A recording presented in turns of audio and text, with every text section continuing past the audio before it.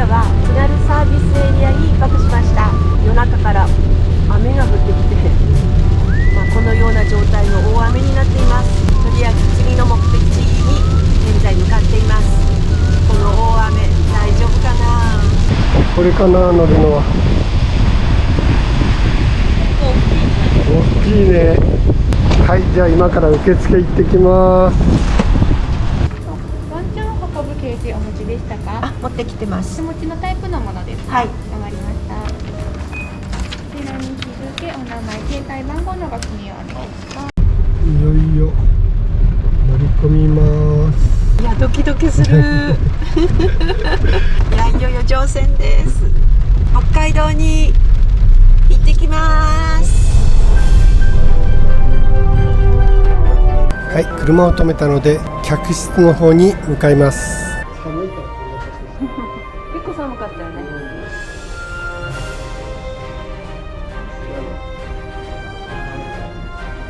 はい、部屋を入るとすぐ右手に洗面台があります。そして部屋は結構広くて、これならワンちゃんもリラックスできますね。右手にワンちゃん用のトイレが見えています。大型犬用でしょうか。そしてトイレシートを2枚いただきました。それでは客室の中を紹介します。ここはクローゼットですね。荷物を収納できます。そしてここには空気清浄機、その上にテレビがあります。ソファー兼ベッドが2つ。部屋の中はワンちゃんが飛び出さないように柵が設けられています。船内を少し探索します。ゆったりとくつろいで過ごせますね。外の景色も眺められます。左手には横になって寝られる部屋があります。そしてここは自動販売機、飲み物や軽食が売ってます。ビューシートですね。こちらは指定席になってます。そしてこちら上に上がるとスイートルームとコンフォート、結構立派な作りですよね。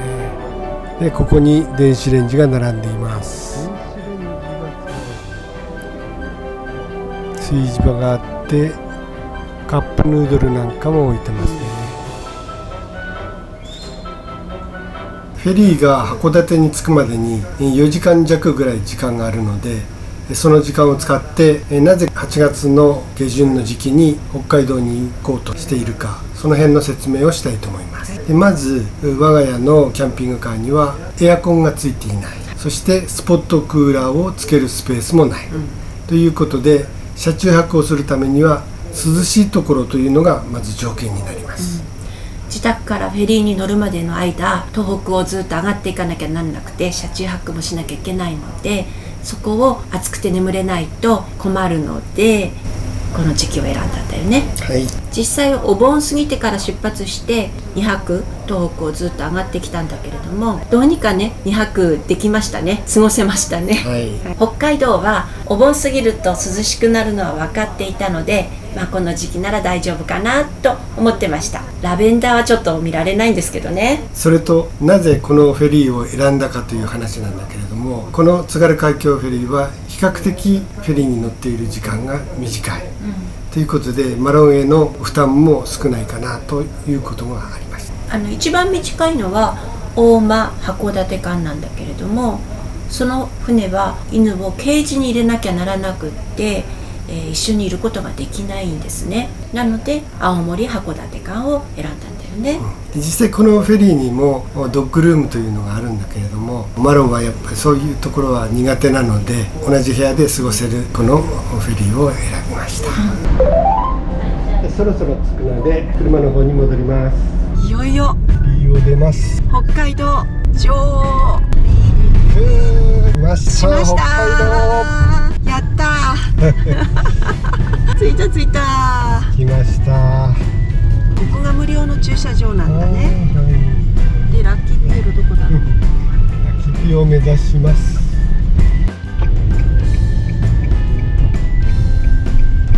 絶対行きたかったラッピはい、ラッキーピエロ東北大港副大店。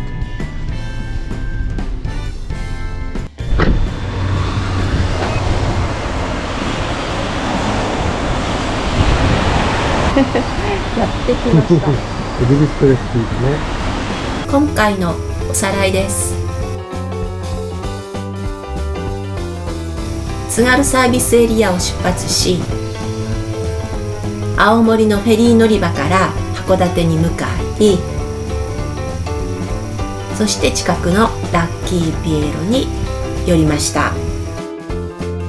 今回の主な支出として高速料金とフェリー料金合計32,340円でした。柔らかい。イカ美味しい。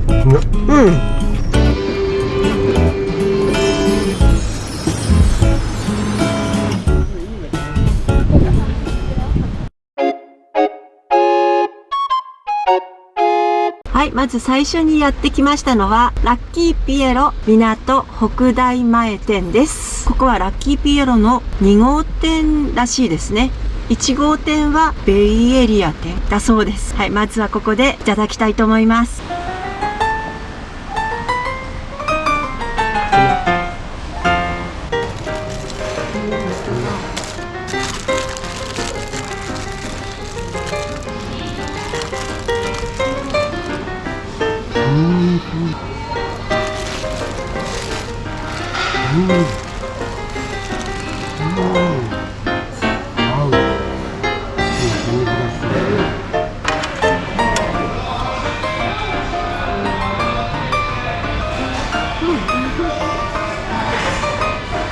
ラッキーシェイクブルーベリー味です。ほい。黄色のテーブルに座る。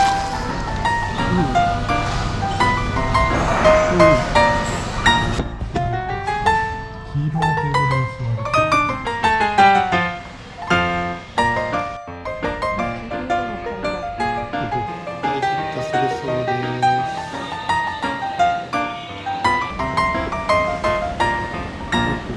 はい、美味しかったね。美味しかったよね。なんか行くとこみんな美味しくて幸せ。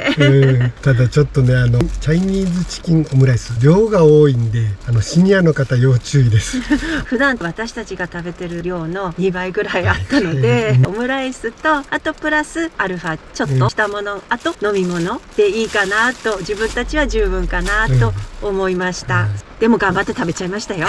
そしてせっかくなのでカレーと記念の T シャツまで買ってきてしまいました。はい、洗濯をしたいのでコインランドリーにやってきました。コインランドリーをほとんど普段使わないので、なんかわかんないで、とりあえず洗濯物を入れれば、あ、洗剤は自動なんだと思ってお金入れて、乾燥まで入れると1000円もかかるんだと思ってびっくりしながら、そして乾燥まで終わらせると50分もかかるんだと思ってとりあえず50分ここで休憩です。休憩します。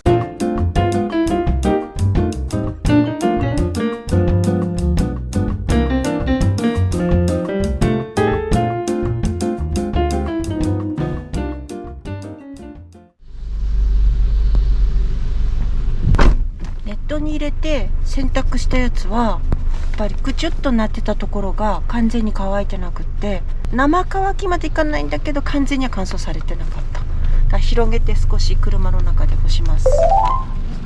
はい、アジサイの湯に到着しました。お風呂に入っていきたいと思います。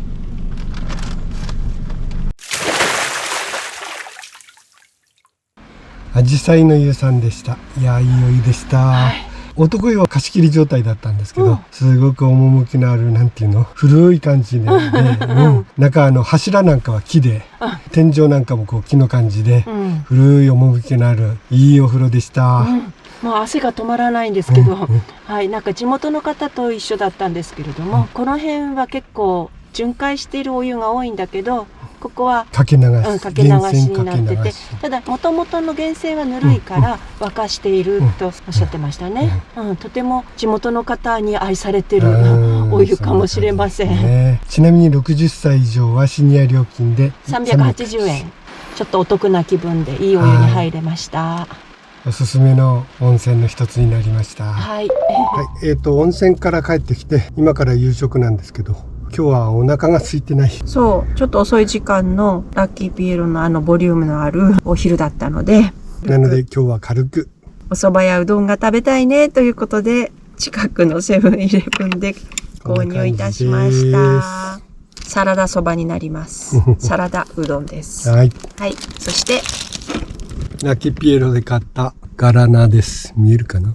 はい、はい、この狭いルソの中で寝る時の様子をちょっとお伝えしたいと思います。はい、マロンはここ、ママは、はい、こんな感じ。パパは頭を逆にしてこんな感じです。枕これね。はい、どうぞ。こんな感じ。はい、パパとママが逆になることによってマロンの位置がちゃんと設定されて、寝る場所がない状態がなくなります。はい。で、あと水はここに。はい、こんな感じ。いつでも飲めるように。こうしとくとママも足を伸ばして寝られます。で、荷物は棚の上。あとはもう助手席と運転席の方に全部持ってってます。はい、今ちょっとごちゃごちゃしてますが、もう少し整理整頓して、これから先の出入りは運転席の方になります。ここから運転席に移って、運転席のドアから出る。はい、お風呂のタオルは前に干してちょっと乾かしますね。つっぱり棒でね。はい。北海道は、予想通り涼しいです。予想通り涼しい。今の気温が8時半で車内が24度ぐらい。大体もう25度、6度以下であれば普通に過ごせます。扇風機もつけないです。つけてない。だから今の時間でこの状態なので、多分明け方は逆に肌寒くなるかなと思っています。じゃあ今からマロンの最後の散歩に行きます。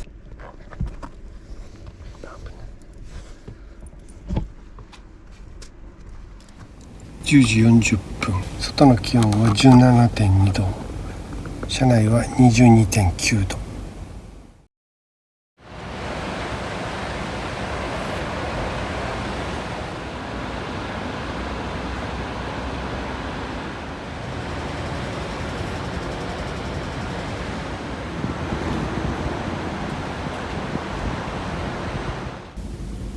おはようございます。ただいま5時56分。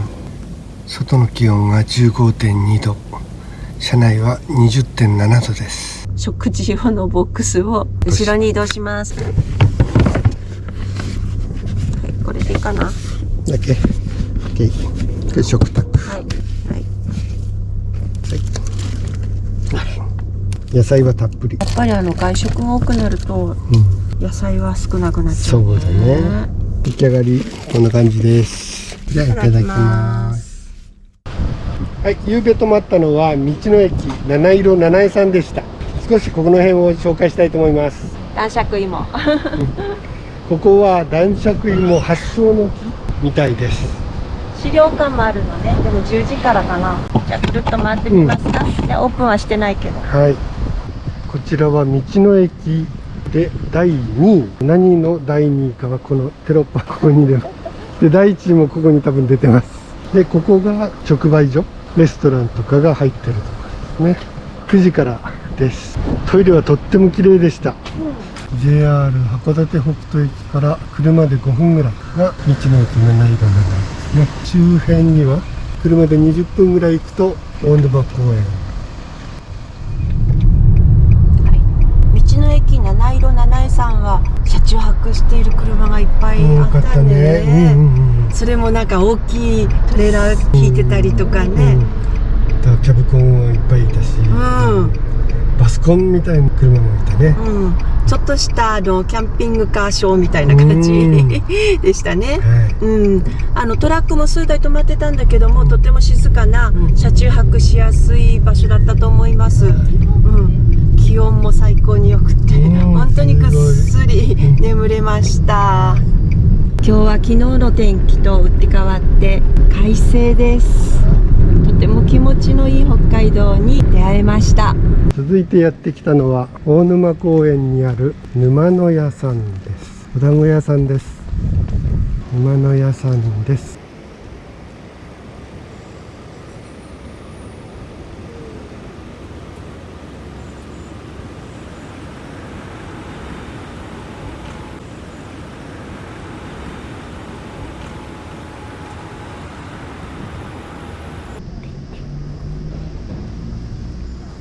はい、沼の屋さんの大沼団子を購入してきました。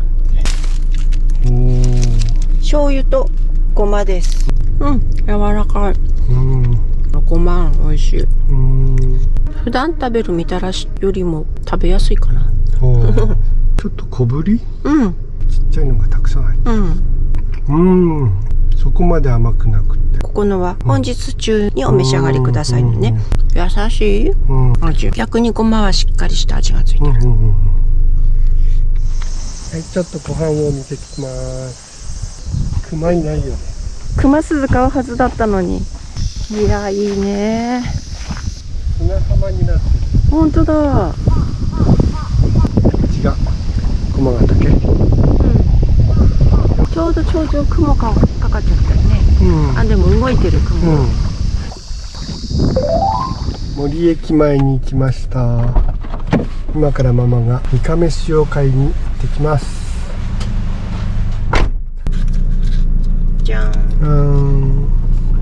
ら、こんな感じ。いいね。行きます。はい、どうぞ。こんなに温かくて、イカの味がもう濃縮されてる。美味しい。美味しい？イカ柔らかい。イカ美味しい。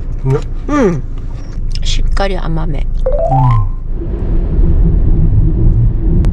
ずっと海岸線を北上中です。あっちの方まで行く予定かな。あ、見えるの本当だね。あ、行く予定。たまたま通り道にパノラマなんとかって書いてあるとこがあって、でパパと運転交代しようかと思って、じゃあ寄ってみようって言ってきたのが、実はすごく素敵な、景色を持っている場所でした。はい、この眺めです。すごいね。ずっとこう湾になってて、それを噴火湾っていうんだね。向こう岸はずっとですよ。ずっとずっと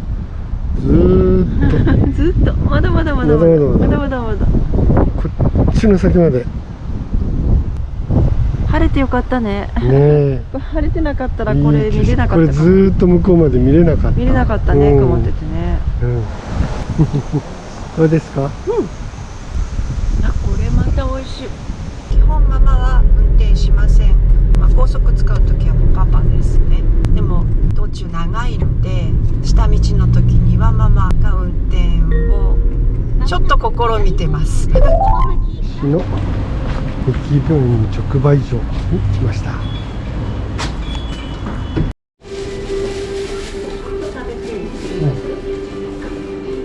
カニ飯駅弁、車内で食べてみたいと思います。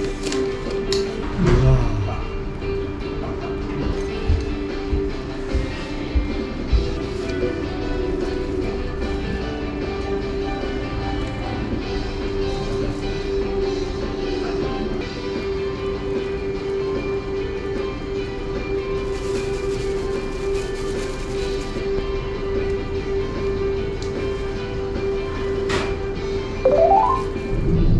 コンビニがあったら運転交換するよ。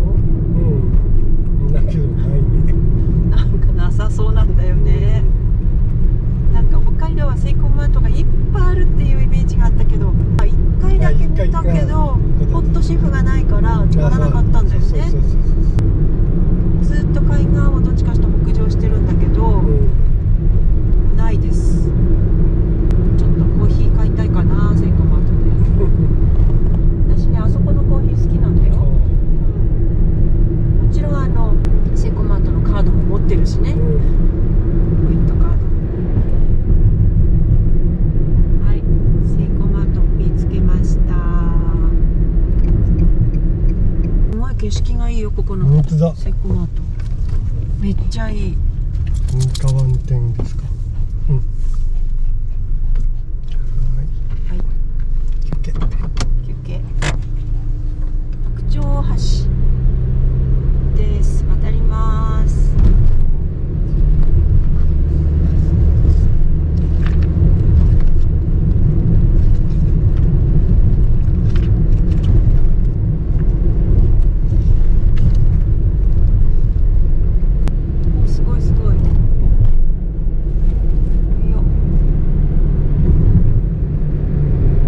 製鉄所、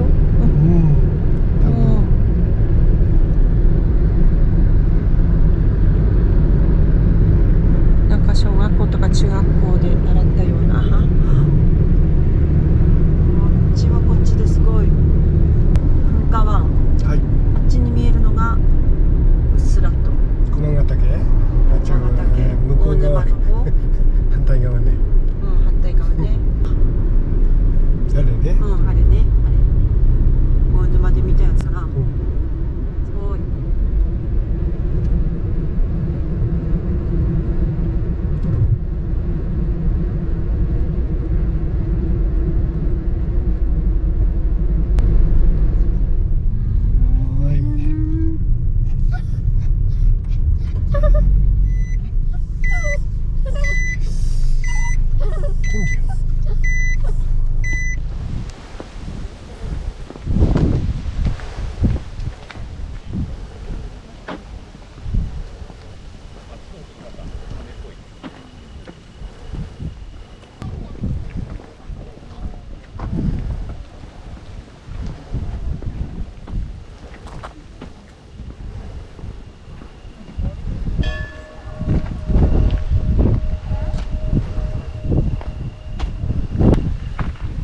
地球岬。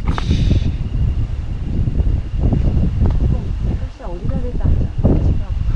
大台まで。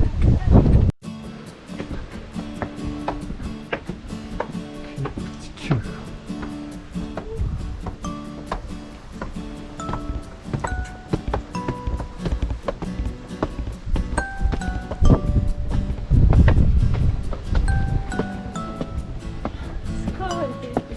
すごい。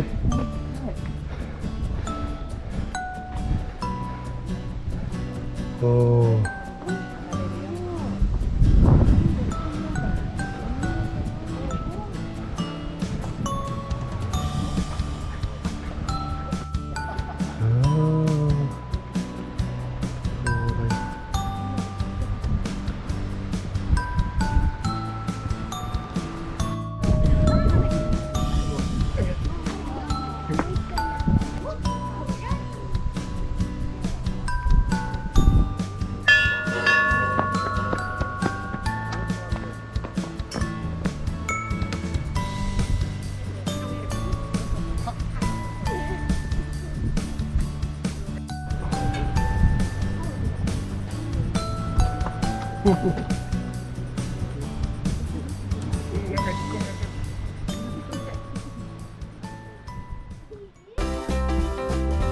今回のおさらいです。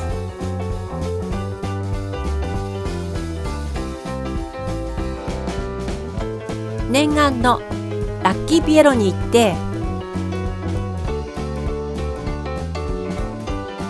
二山温泉あじさいの湯でお風呂をいただき、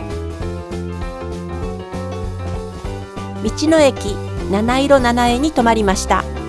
次の日は大沼公園の沼の屋さんで団子を購入し、森駅前の柴田商店さんでイカ飯を購入しました。八雲の岡野駅では噴火湾の景色を楽しみました。さらに北上し、長万部の金屋さんでカニ飯をいただきました。名物を食べながら噴火湾を移動した終点地球岬では絶景が待っていました。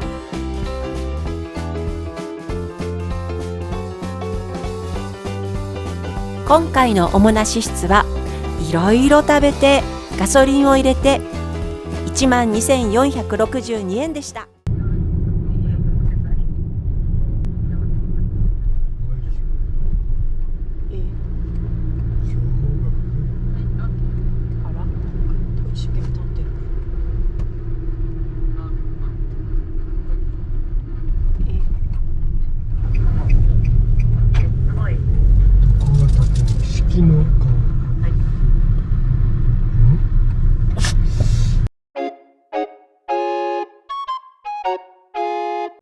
道の駅向川の食事処タンポポにやってきました。ここに来たのは本シシャモを網焼きで食べることが目的だったのですが、到着が遅くて残念ながら売り切れでした。ホタテフライ定食と揚げ物いろいろ定食です。はい、いただきます。ここもキャンピングカーが多く止まってるけど、地元の道の駅とはなんか世界が違う感じがしない、止まってる車もさ、なんか超大型の車とか、あとは軽キャンとか、普段見ないような車がいっぱいあるね。さすが北海道って感じ。ごちそうさまでした。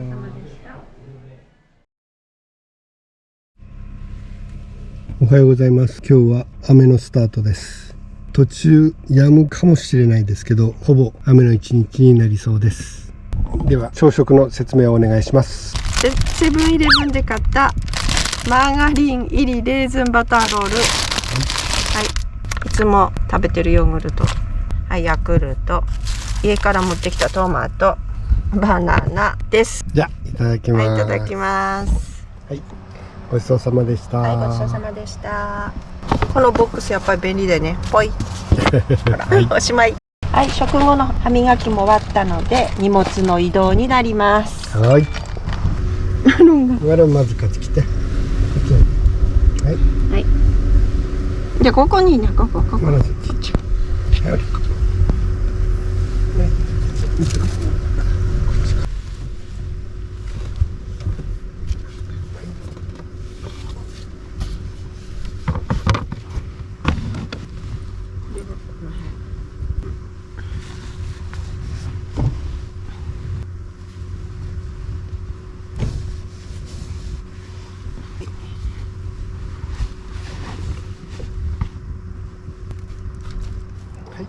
はい、そして移動中に扇風機の充電をしておきます。これはどちらもニトリの扇風機です。はい。夜の間タオル類は運転席に干してたんですけれども、これを後ろのに移動します。前にかかっていたタオル類がこのようになりましたね。そして荷物もだいたい整理整頓しておけました。これで出発ができます。はい、マロンがいられる空間を取るようにしてます。だいたいこの入り口はカメラの機材が来ます。撮りやすいように。そうだね。はい、マロンここが大好きなのでこの状態ですね、今ね。はい。はい。はい、ただいま9時11分です。気温は22度。車内の温度は 26.4 度でした。では目的地に向かって出発します。四季の館向川さん、お世話になりました。お風呂、いいお風呂だったよね。いいお風呂だったね。ちょっと色がついててね、ホテルも併設されてるところだから受付の人が結構遅くまでいらっしゃってて、で遅い時間帯のトイレはちょっと違うトイレで、あれホテルの中なんだよね、きっとね。ホテルの利用客が普段利用するところみたいな感じだったね。入るとピンポンみたいな音が鳴って、扉が開くとね、だからちょっと防犯上もなんかいいなと思いました。雨の時もちょっとマロンが散歩する屋根付きのところもあったので、よかったね。ペットお連れの方へという注意書きもあったので、もうそこで散歩ありきのメッセージだったと思います。ね、キャンピングカーがやっぱりいっぱい来てたし、キャンピングカーが止まってもいいスペース、車中泊の人が止まってもいいスペースがちゃんとこちらにお願いしますみたいに表示されていて、はい、とても居心地のいい道の駅でした。ではまた東に、はい、移動します。で、馬って雨でも放牧されるんだ。雨だからしないっていうことはないのね。すごいいっぱいいる。すごい。そう、こういうのを見たかったの。日高地方のね、馬の放牧とか、広大な牧場の様子とか、結構牛って見るでしょ。牛は見るね。でも馬ってなかなかやっぱりこっちじゃないと見れない気がするので、なんか絵みたいだよ。生き物かと思うんですよ。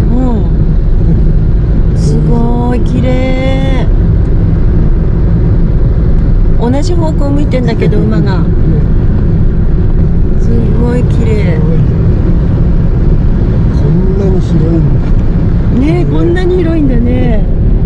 実は片方だけ映してますが、反対側もず同っとじ牧場。ずっと牧場。すごい、こういう景色は地元では見られないね。この馬がね迎えてくれてるって、この山肌についている。またすぎる。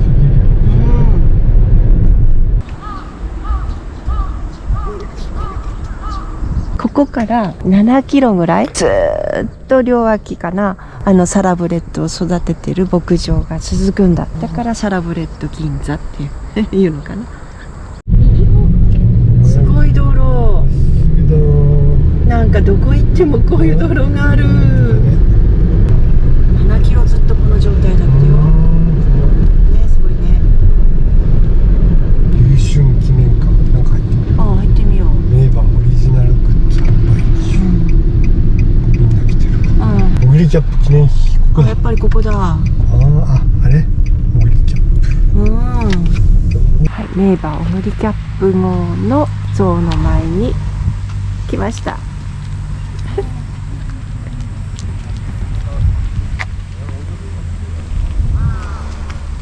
はい、ママは競馬のことはよくわからないんですが、このオグリキャップという馬の名前だけはなんか知ってますね。だからそれだけ有名だったということなんだね。90年の頃の話だから、若かった頃ねきっとニュースとか新聞とかで取り上げられてたんだね。どんな風にすごかったかはちょっとよくわからないので、ここで少し勉強していきたいなと思います。なんかあっち見て。てる。はい。そうリコですね。はい、じゃあ記念館の方に入ってみたいと思います。今目だけ出てるし、目だけ出てるし。可愛いけど大変だね、あなた。ね。ワールド知ってる？これは知ってる。あ、そう。はい。これさ、体調や悪天候、害虫などにより放牧展示ができない場合がありますのでご了承くださいって書いてあって、今日いるし。いるし。ラッキー。トゥザワールド。見えるかな？ちょっと遠いけど。あっちまで行けば見えるかもしれないね。後ろにもほらなんかあるから、行ってみる。行ってみよう。ぐちゃぐちゃになりそうだけど。雨降ってたのに止んでよかったね。よかったね。なんかやっぱりラッキーかも。そして涼しいし、マロンはお留守番できるし。涼しいからね、そう、お留守番ができるんだよ。やっぱこの季節はいいかも。ね。ラベンダーだけね。問題はね。いや、やっぱ綺麗な馬だわ。ほら。見ても。ちょっと塀が高くて見れない、見えません。そうか、下から見ればいいのか。こんな感じです。難しいわ。ちょっと遠かったです。ここから中はペットは入れないです。入ってみましょう。マスクもあるし。本当だ。オグリキャップ、写真が飾ってあります。オグリキャップ、成田ブライアンの記念碑。竹豊なんだ。私でも知ってる。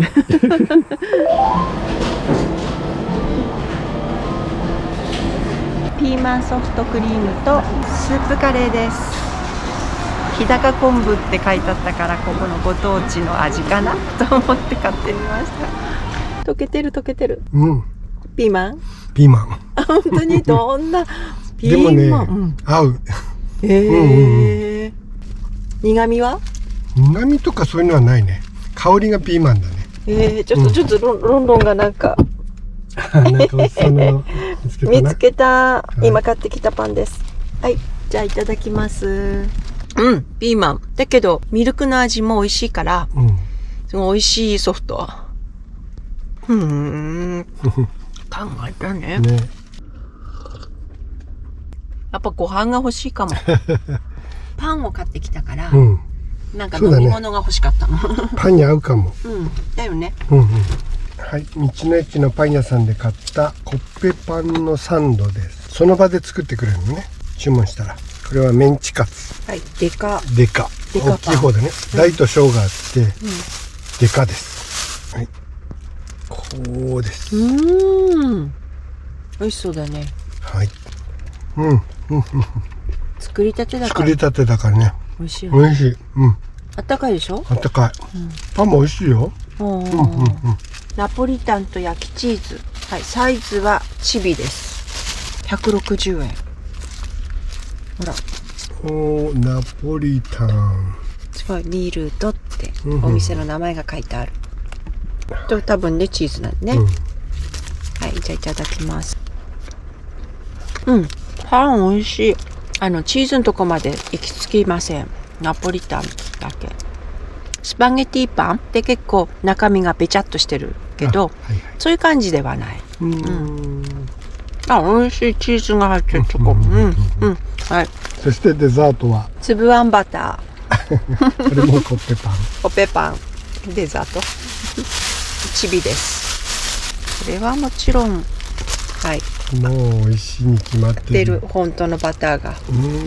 これはバターのとこ食べないと。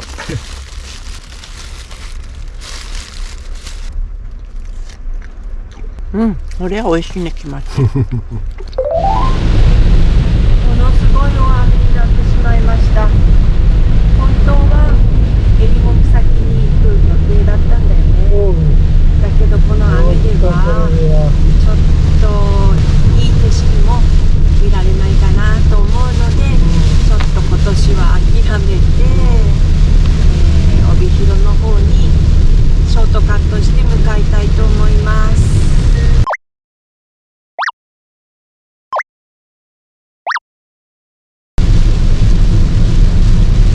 はい、襟の岬を諦めてショートカットしているとこの道路が峠越えこの雨の中峠越え、私の運転でそれもちょっと怖いんですけども、そして鹿注意と熊出没の看板があり、あっちからかろうじて対向車線は車が来るんだけど、後ろからも車だし前も車だし、大丈夫かな不安なんですけど。いかにも鹿が出てきそうな道。スピード落とせって書いてあったね。鹿の絵が4匹も描いてあうわー、いやージェットコースターみたい。いや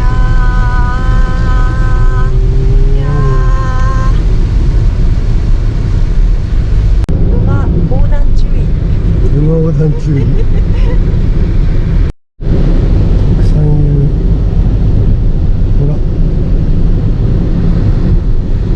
ほら。子馬が1頭ずつついてる。親子で。すごいいい景色。音がする。すごいね。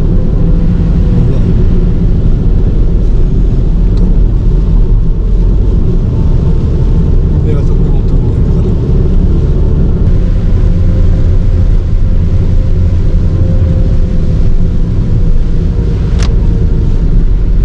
車両展開場ってことは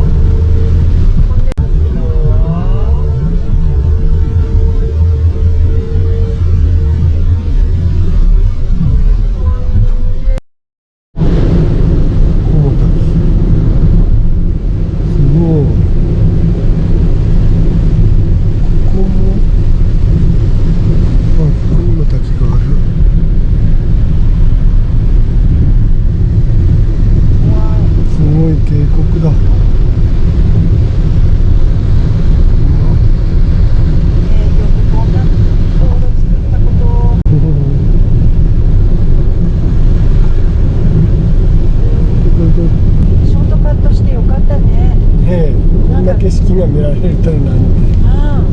なんか今までにないよ、ああいう景色も。ねえ。なんかすごい高いところでずーっと橋とトンネル、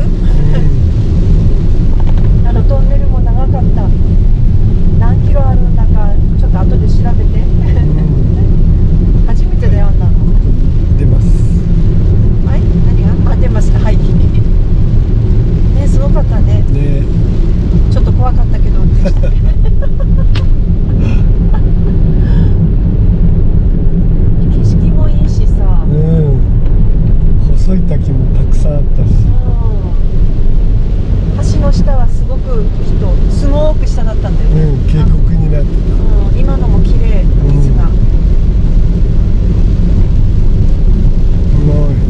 よかったよかった。ここは本当にえりも岬諦めなかったら通らなかったとこだから、情報もなかったしね。ちょっとラッキー。峠を越えたら少し明るくなってきました。晴れるかな。雨が上がればいいね。中腹ね、山の。なんとなく虹色に見えるね。虹出てる。虹の形がどうなってるかわかんないけど。確かに虹っぽくない形がね。ね。色はない。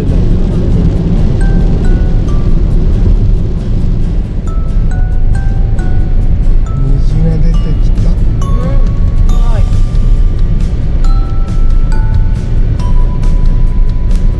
はっきり見える。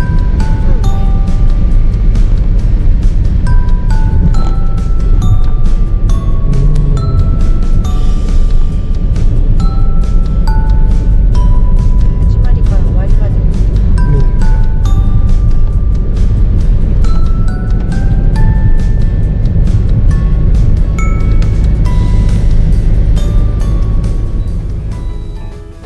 今回のおさらいです。子宮岬で素晴らしい景色に出会い、ひたすら高速を走らせ、道の駅向川四季の館に泊まりました。次の日、優春メモリアルパークに向かい、その後道の駅サラブレッドロードに向かってピーマンソフトやお昼を食べ、えりも岬は諦めて帯広方面に向かいました。今回のおもなし室はお食事どころ、お風呂、ガソリン、高速料金も含めて12,752円でした。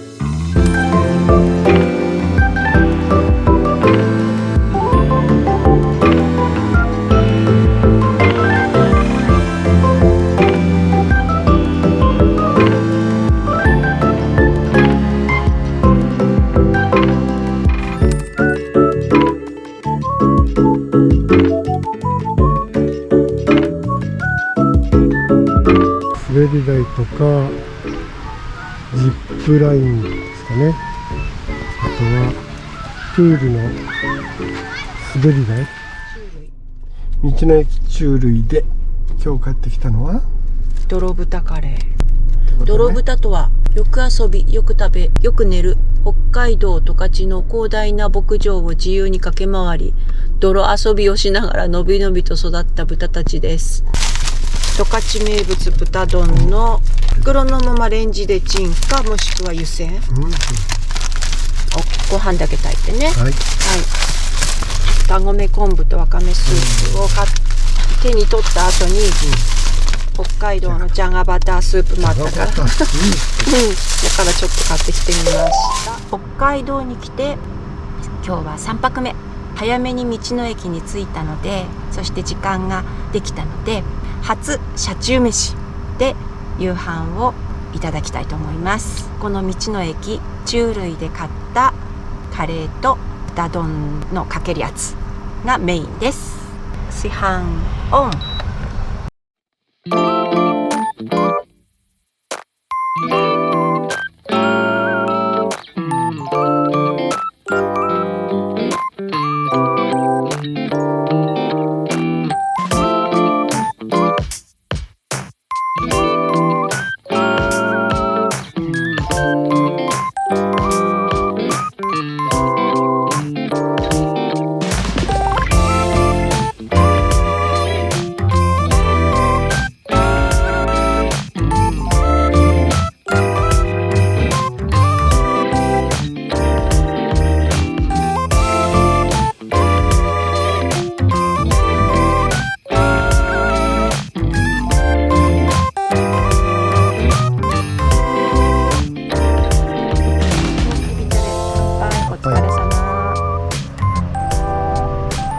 全然辛くない。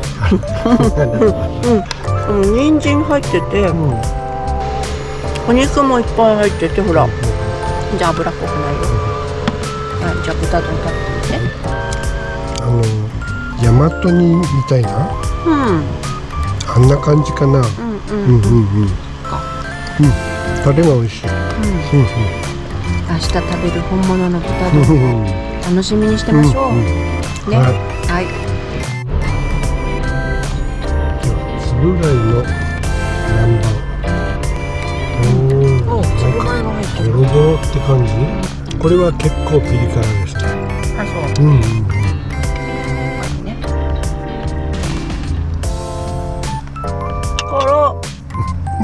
これは刺激的、美味しい。でもつぶ貝はなかった今。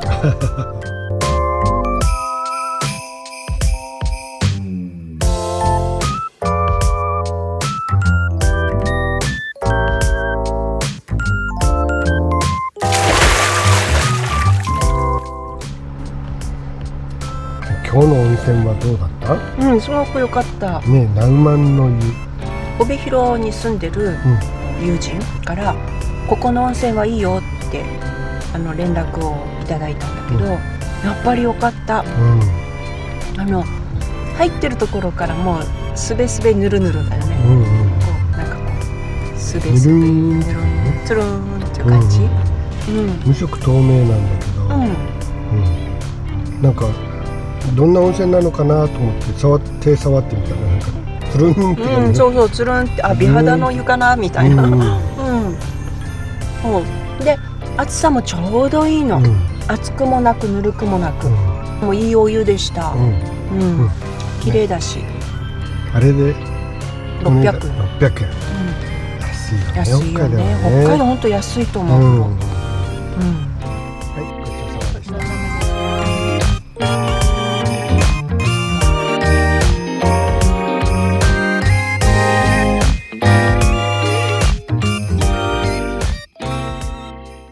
ただいま9時47分。外の気温は 19.7 度。車内は 23.3 度です。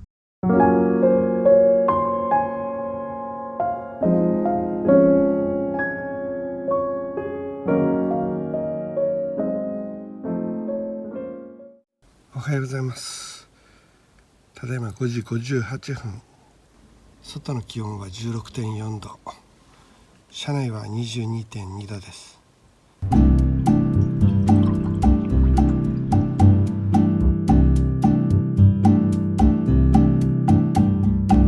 はいただきます。パンは道の駅サラブレッドロード2カップで買ったパンです。これは自宅で採れたきゅうりをママが佃煮にしたものです。お豆腐は自宅から持ってきました。賞味期限切れちゃう。このメロンパン美味しいです。メロンの香りがすごい強い。だいたい朝食の時のスタイルはこんな形かなって、緑のボックス並べてテーブル代わりにして。これ便利ね。やっぱり横向きに座ると結構スペースが広く取れる感じかな。荷物は、食料関係っていうのかな、食事で使うものはもうここに乗せてすぐに取れるようにして、今スライドドア開けてるんですけど、これ開けるとやっぱりかなり涼しいですね。めちゃくちゃ涼しい。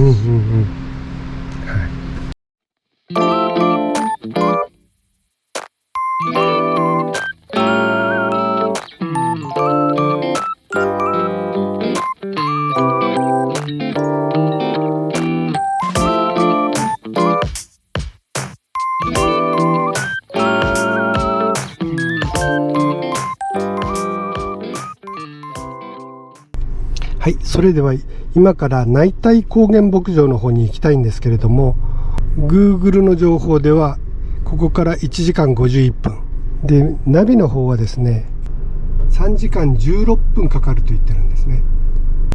おそらく、ナビの方の設定が一般道路の平均時速は30キロぐらいに設定されてると思うんです。で Google の方は60キロぐらいで計算してるような感じですね。でこちらの方が実際に近いと思います。はい、お世話になったの駅中類さんでした。昨日の夜と今朝と車中飯したので電源使いました。残りさっき 45% だったので走行充電しています。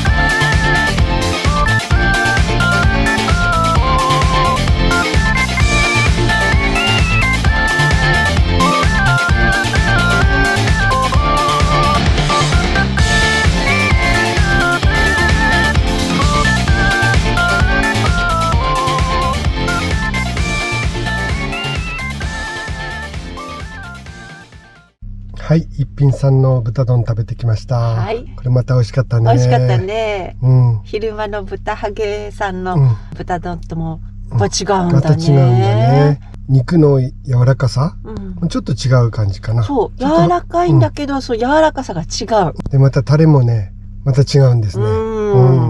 焼いた感じの焦げの香りっていうの、味がまたいいですね。動画に撮ってましたけど、炭で焼いてましたね。はい。だからやっぱりその香ばしさ出てましたね。あと白髪ネギがいいアクセントになってて、よかった。で、こちらはデフォルトでは山椒がかかってない状態ですね。で、テーブルに置いてあるんで、まあ好みでそれをかけて食べるというスタイルでした。またかけると味が変わって美味しかったです。あとセットメニューはないんだよね。そうだね。豚丼にはね、もともとお漬物ついてくんだね。でお味噌汁を別につけて、あとちょっと野菜不足なので、サラダをつけたらば結構量があってね、食べ応えがありました。あと肉の切り方を最初に聞かれて、どうなさいますかっていうことで、まあ普通に頼んだんですけれども、もっと小さく切ったり大きく切ったりしてもらうことができるみたいです。なんか他のお店のも食べてみたいなと思いましたが、まあちょっと帯広は後にしなきゃいけないので、ちょっとそれは叶わないんですけれども、ね、なんかいいですね。美味しいです。豚丼奥が深い。今回のおさらいです。道の駅中類に泊まりました。ここでは北海道に来て初めての車中飯をしました。次の日は内帯牧場の中の内帯テラスに行き、ソフトクリームをいただきました。とっても素晴らしい景色でした。それから十勝牧場の白樺並木を通り、道の駅音更の中に入っている豚ハゲさんの豚丼をいただきました。そして夕飯にはまたまた豚丼一品さんにていただきました。今回の主な支出はいろいろ食べてお風呂とコインランドリーで9887円でした。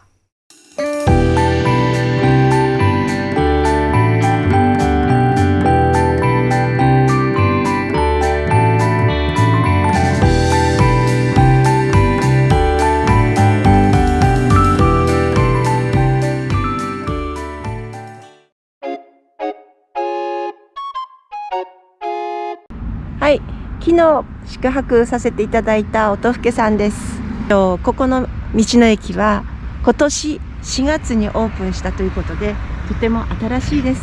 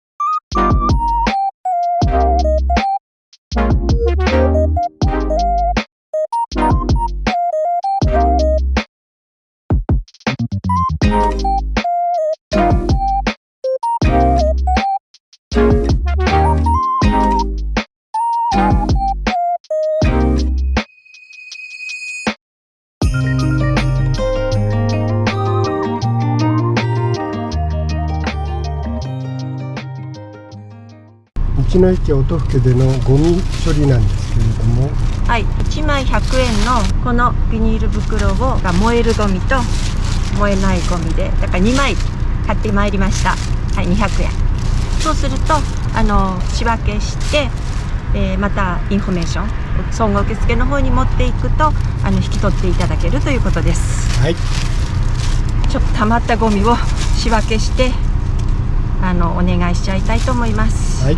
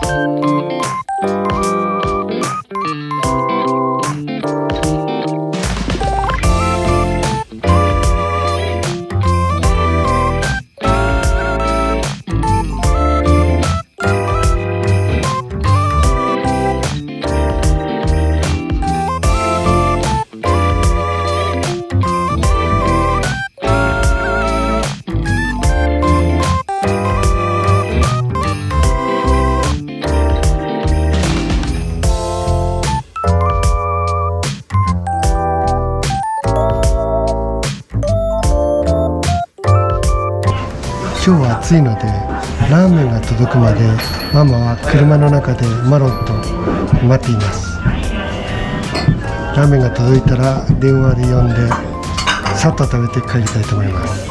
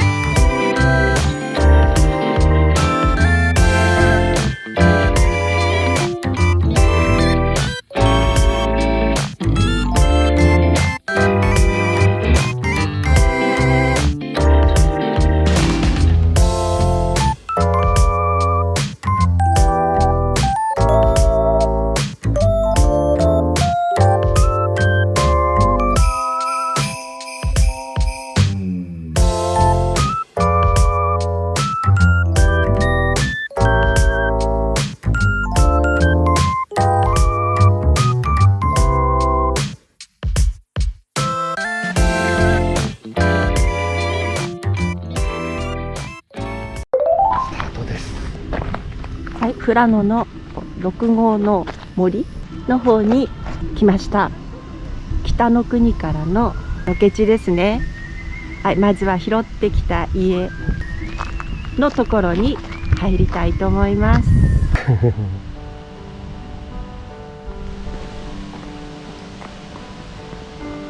こに住んだのね。あ、これジュンスね。入れるみたいだね。本当だ。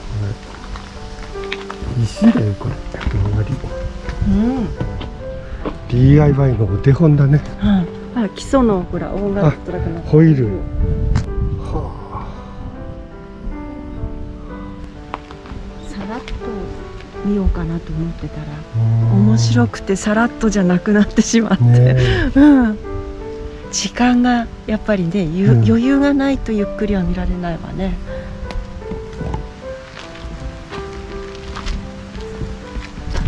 見てこれ金庫だよ。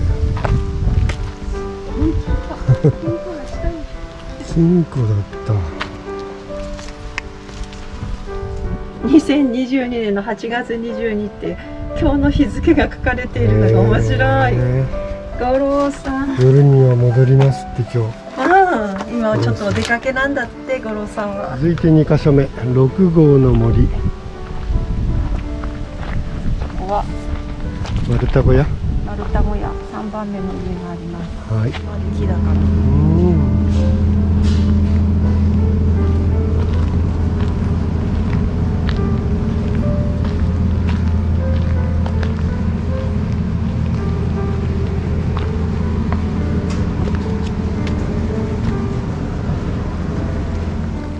なんで発電できるかどうかって分かんないけど、はい、そして3番目の聖地、石の家にやってきました。はい、これが石の家やってきました。こんなとこにやってきました。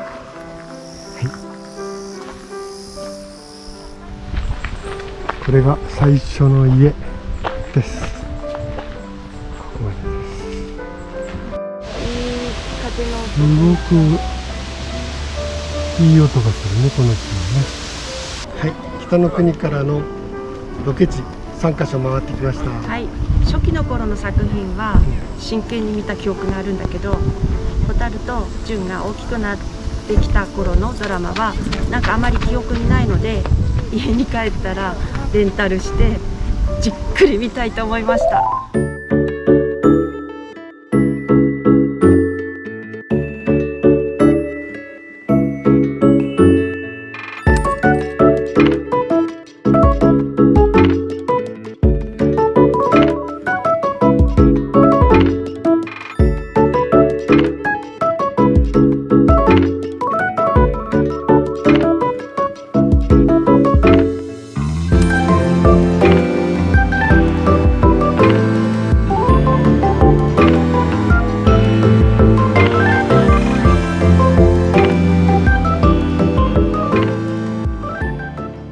星に手の届く丘キャンプ場にやってきました。サイトはこんな感じ。この前ずっとが広すぎますどうしようって感じですこれ全部なんでこんなに広いかね普通車1台ポツン。じゃあ、水平を見ていきましょう。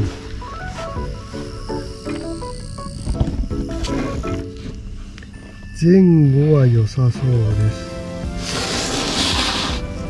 水平はかなり右に傾いているので、はい、ちょっと右側に出たいと思います。はい。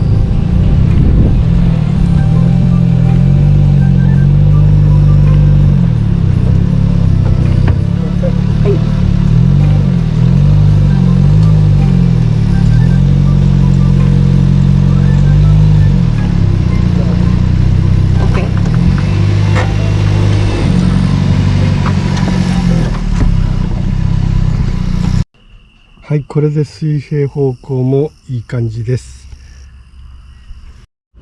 レベラーはこんな感じ。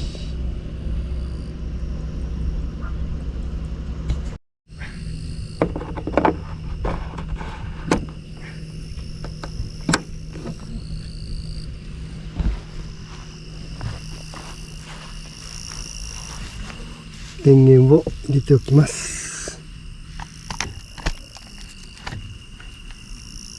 抜ける。もうちょっとシロップ取る。浮いてる。浮いてる。だからもっとこっちじゃないと。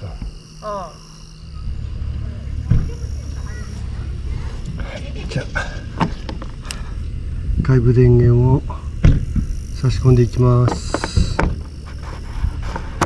うかな。はい。そしてこちらも差します。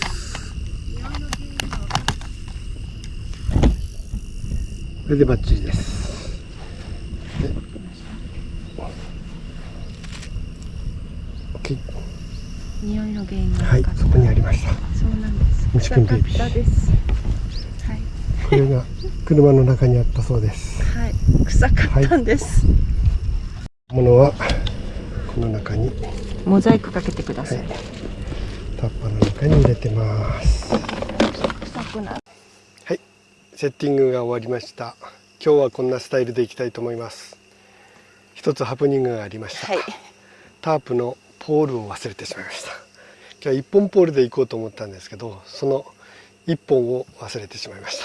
はい用意はしてあったんですよ、なので今日はハッチバックを開けてこんな感じでいきたいと思います。はい、ここのキャンプ場はジンギスカンが食べられるレストランが併設されていまして、キャンプ場に4時半までに受付をするとそちらでジンギスカンをいただくことができます。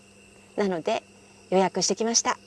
しばらくの間道の駅生活が長かったのでアルコールは一滴も入れてません。今日は思う存分飲まさせていただきます。北海道に来てずっと道の駅とかだったので、やっと椅子を出すことができました。やっぱり外は気持ちがいいです。今日は外で楽しみたいと思います。このキャンプ場はなかなか予約が取れないキャンプ場で、予約しようと思って見たらもうやっぱりいっぱいになっていました。その日から結構毎日のようにキャンセルが出ないかなと思って見てたらやっとキャンセルが出たので即予約、夜中に予約を入れた次第です。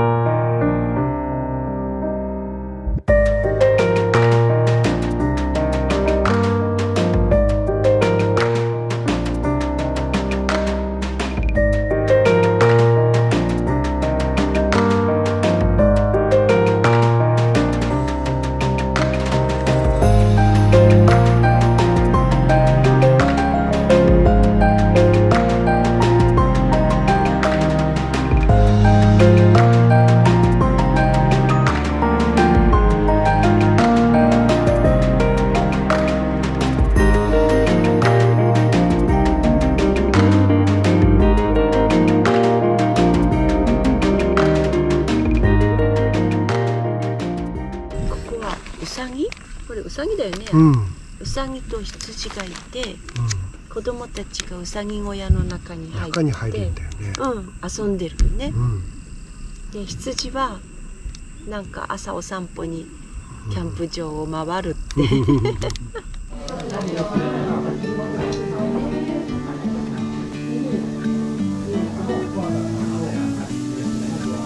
ラシック生で乾杯。お疲れ様。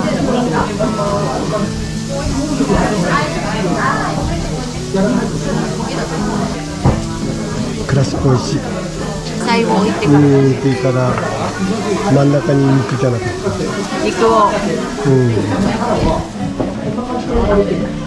はいどうぞ。共同作業。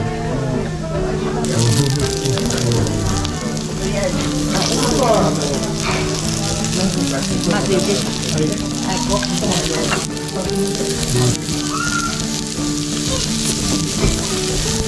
3種類頼んだんですけど、ちょっと種類は分からず説明はしてもらったんですけど。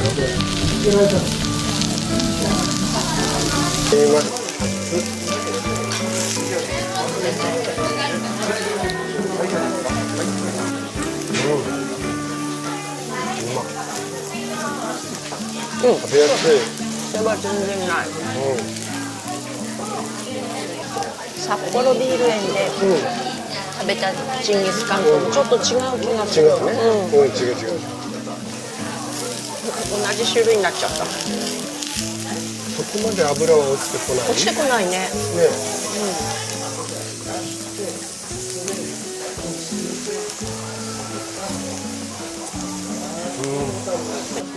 焼きすぎない方が柔らかくて美味しい。2皿目。これはタレがついてる。美味しい。また違うね。違うね。なんか噛んでると甘い。これもまた違う。なんか厚みもある。厚みもある。最初は結構くっついてたんだけど、くっつかなくなったね。お肉から油が出てくるからかな。あ、これは油出てるわ。流れ落ちるもん。じゃあ最初これだった。順番があるのかも。あ、どうだろう。割とあっさりしてるから。はい、ごちそうさまでした。ごちそうさまでした。美味しかった。いや、美味しかった。もっと飲みたいぐらい。星は望めませんが、多分夕日が綺麗に反射してます。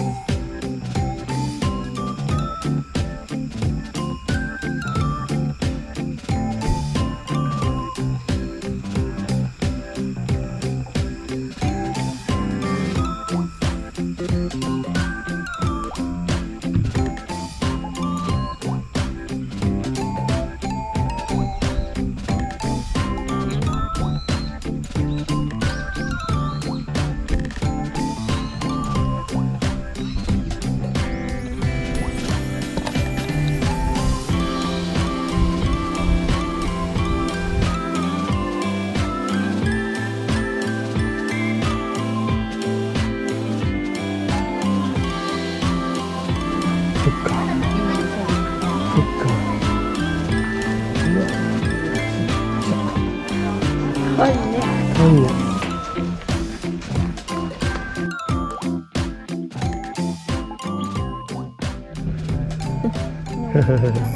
だってよ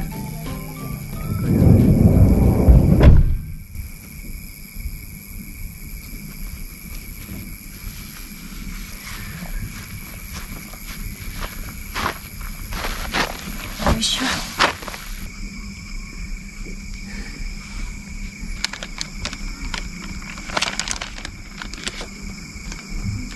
あ、美味しい。一番搾り。星見えてきたよ、ほら、見て。あ、出た。1個だけ。1個だけ。もしかしたらちょっと晴れるかもっていうか、切れるかも、雲が。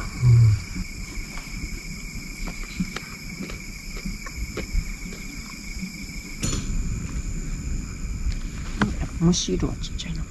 もう飛んできた。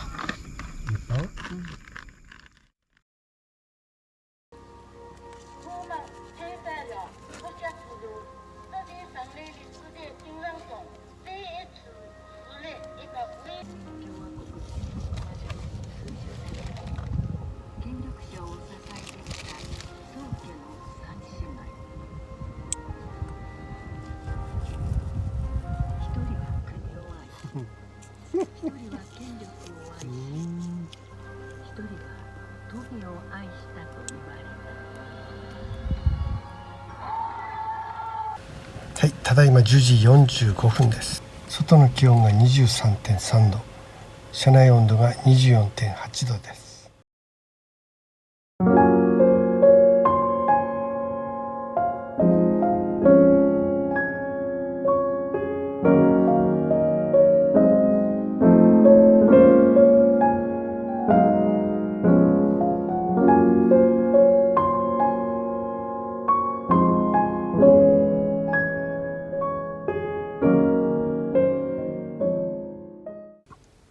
おはようございます。ただいま6時22分、外の気温が 20.7 度、車内は 25.6 度です。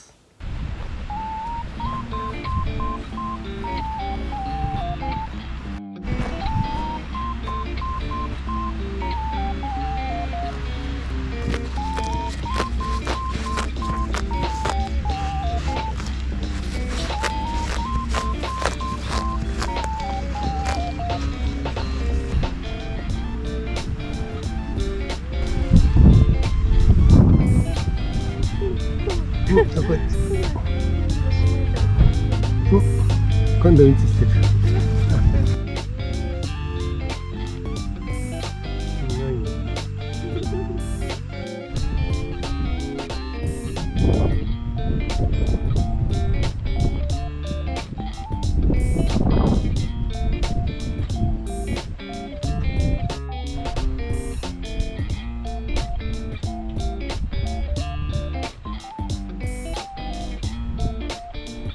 はい、食事の準備ができました。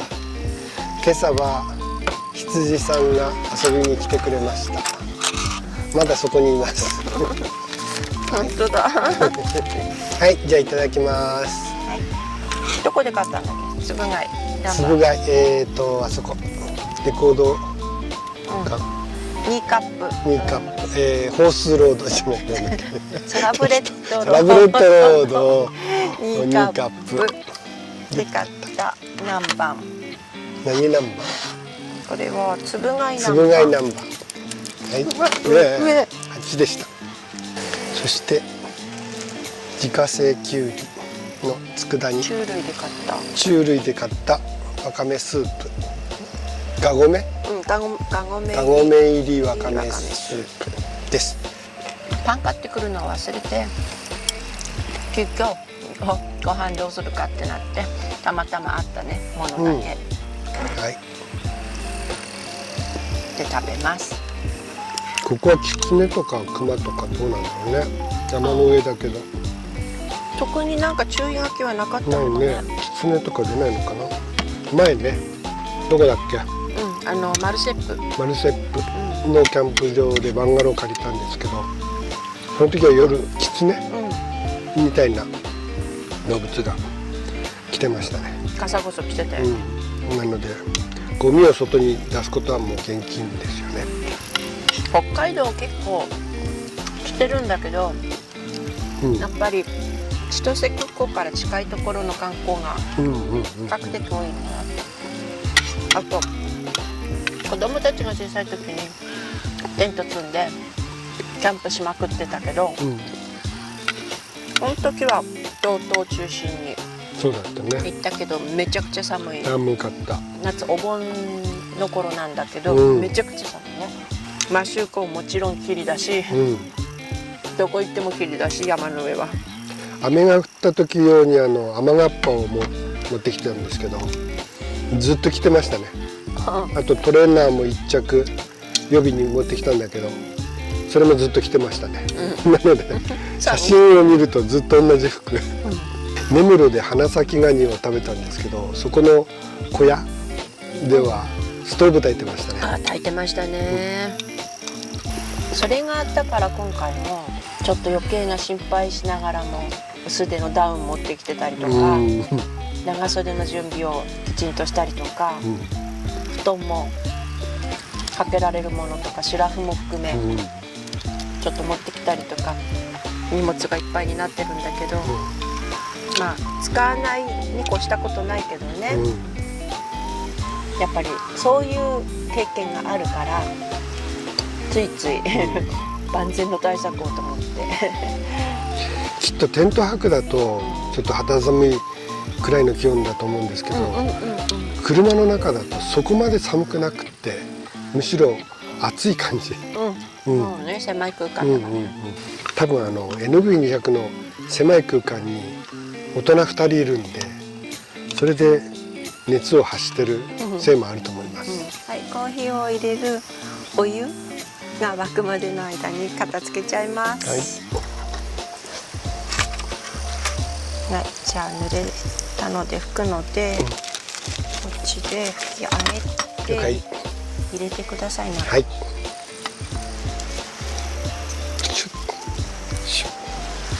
い。置いちゃうだけで。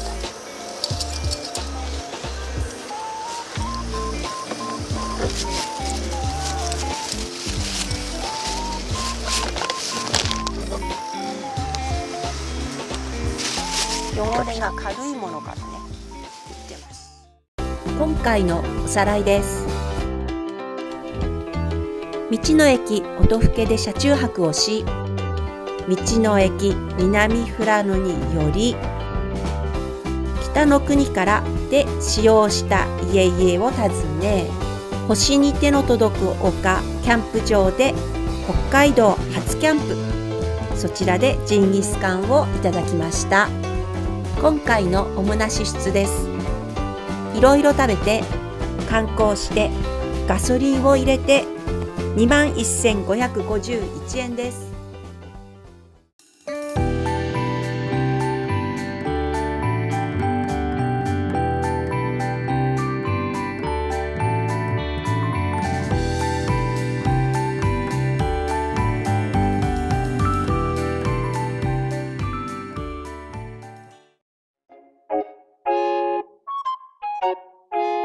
星に手の届く丘キャンプ場さん、お世話になりました。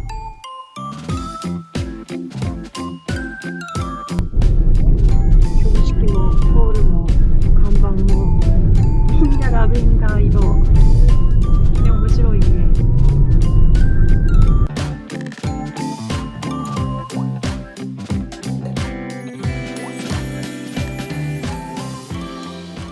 はい、富田メロンハウスさんのカットメロンにソフトクリームをトッピングしてもらったもの。じゃあいただきます。これも溶け始まってる。あ、美味しいソフトクリームだ。ソフトクリームは選べるんだけど、今回は牛乳ね。ソフトクリーム美味しいね。これは濃厚な感じだね。なんかどんどん溶けて、そうなの。風が吹いて涼しいんですけど、気温は高いのかな。これは2人で1つでいいね。ソフトクリームの量も多いよね。多いね。ここに止めたままさ、ファーム富田の方ちょこっと覗いてみてもいいかもしれない。そうだね。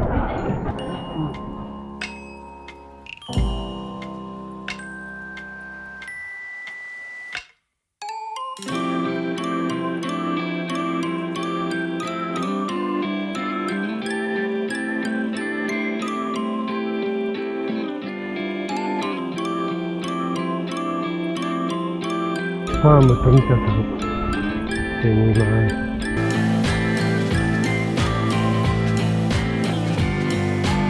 すごい綺麗。綺麗。なんかラベンダー咲いてる。あるね。ラベンダーじゃないこれ。サルビアだ。サルビア。ラベンダーに見えるけど実は違った。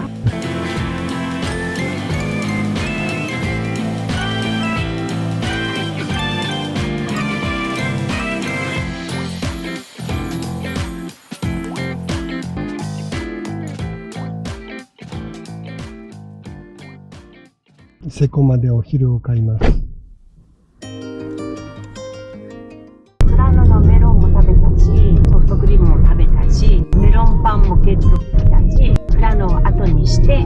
目的地に向かいたいと思います。山越えです。今、芦別の道の駅に行ってます。ここでお昼を食べたいと思います。セイコーマートで買ったザンギと、冷たいラーメン。あとおにぎりです。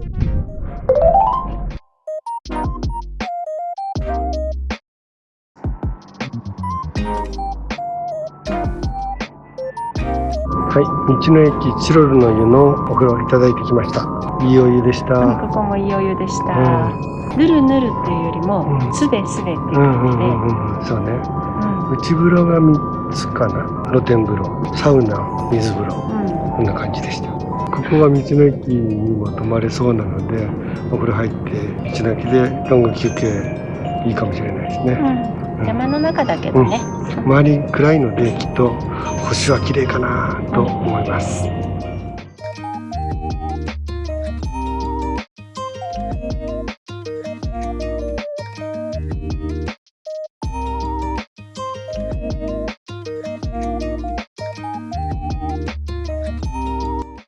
はい、かまぼこの釜栄さんにやってきました。今日の夕飯でいただきます。あ、ちょっとあったかいかも。はい。パンロールと味噌南蛮。はい。はい、ここは小樽運河の前。中で、以前冬だよね、ここ来たのはね。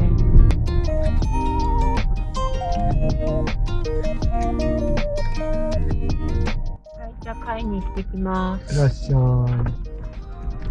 い。とても美味しそうな匂いがします。わあ、いいね。はい、つまみ食いします。どうぞ。美味しい？パリッパリ。赤。ね。あ、このおこ。今まで食べたことない。うまいね。ね。この塩味もいい感じ。いい感じ。あ、ビールが進みそうな味。美味しいわ。全然脂っこくなくて。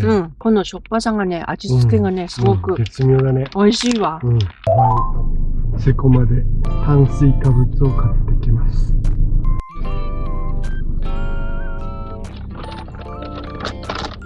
タルトさんの鶏の半身揚げ、釜栄さんの練り物、セイコマートさんのきんぴらごぼうと白菜の漬物、そしてエビとキャベツの塩焼きそばと和風焼きうどんです。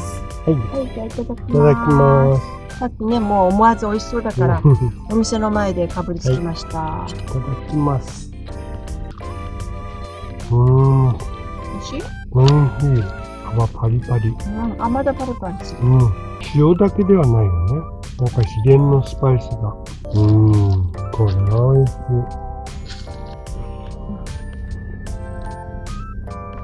これ明るい方がいい。明るくなった。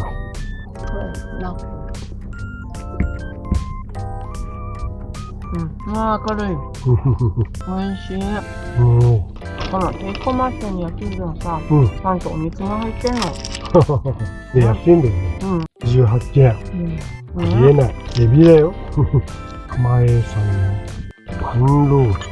今まで食べたことのあるさつま揚げとは違う。ただいま10時46分です。気温は 20.1 度。車内は 23.9 度です。おはようございます。ただいま5時32分です。外の気温は 19.2 度。車内は 23.7 度です。おはようございます。おはようございます。道の駅ベースアップル余市さんを後にしてチャコター半島の方に来ています。昨日も雨で明日も雨予報で唯一ここ晴れだったんですね。なので富良野からひたすら走って昨日ドイツの方まで来ました。青空と白い雲とね、青いブルーの海が見つかな。はい。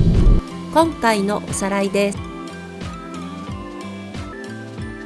星に手の届く丘キャンプ場を後にして最初に向かったのは富田メロンハウス、そしてお隣のファーム富田。次に道の駅芦別にてセコまで買ったお昼を食べ、道の駅歌市内のチロルの湯でお風呂をいただきました。そこから一気に小樽に向かい、釜江さんと鳴門さんで夕飯のおかずを買い、道の駅スペースアップル夜市で車中泊しました。今回の主な支出です。いろいろ食べてお風呂に入って高速料金を含めて9810円でした。じゃあそこに向かう前に、ここと言ったらウニと言ったらウニ丼、をいただきに行きたいと思います。現在7時10分。さてさて食べられるでしょうかね。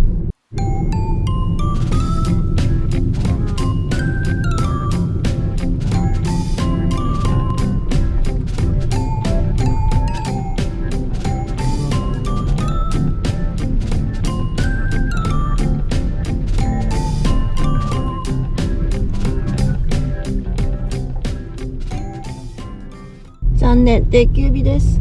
美咲さんに来ようと思ったのですが、そして中村屋さんに来ました。ここは大丈夫そうです。中村屋さんに到着しました。だいたい7時半頃到着で、5番目でした。ラッキーだよね。5番目で、多分1巡目で入れるかなと思います。開店は9時なので、1時間半ぐらいここで待つことにします。トイレが近くにあるので、朝早く出てきてトイレに行きたくなっても大丈夫です。ここは受付がね、自分の名前を書く受付なので、ずっと並んでなくても大丈夫。車の中で待ってられます。スペシャルウニ丼は1万円で、バフンと紫ウニがてんこ盛り、実食限定です。ウニ丼8,000円でございます。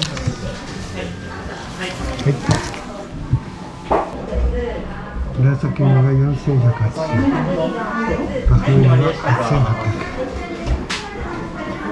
違う。ウニ丼はどちらでしょう。こちら。どうぞ。赤い蓋がだし醤油で甘めで、黒い蓋味濃いのでお好みでお願いします。こちら赤ウニ丼で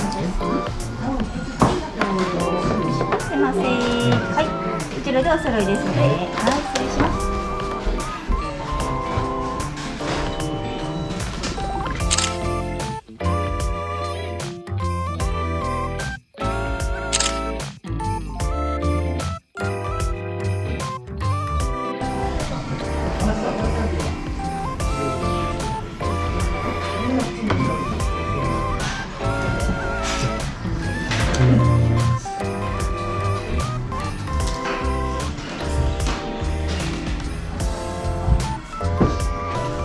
崩れそうだね。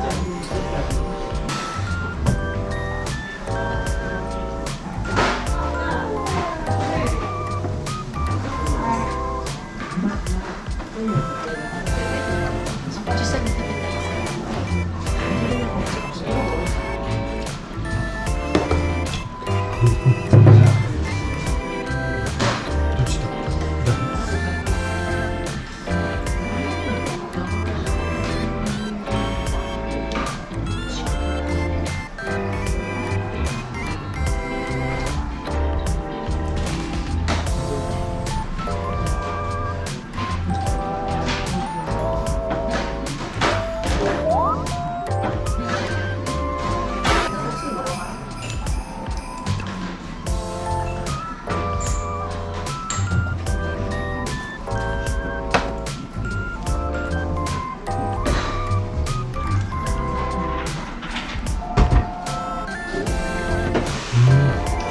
本当のウニの味がするっていう感じが、白い方もウニの味なんだけど濃さが違うかな、あとこの食感、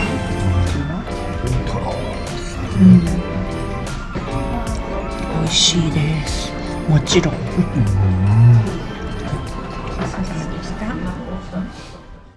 はい、中村屋さんのウニ丼でした。いや、美味しかったね。今でも口の中にね、その味が残ってる。感動した。まず一つ一つも美味しい、もちろん美味しいし、食べたことないぐらいに濃かったりとかあるんだけれども、まずあれだけの値段のものを食べるっていうこと自体がですね、旅行の勢いじゃないと食べれない。食べられないはい、うん、普段の私たちではちょっと食べれない料理です。ですね。はい、はい、最高に美味しいウニ丼でした。はい、カムイ岬に到着しました。今日はちょっと風が強いから先まで行けない感じです。ちょっと行ってみないとわかんないんですが、4人禁制の門、ね、はい、行ってみましょう。ここまで、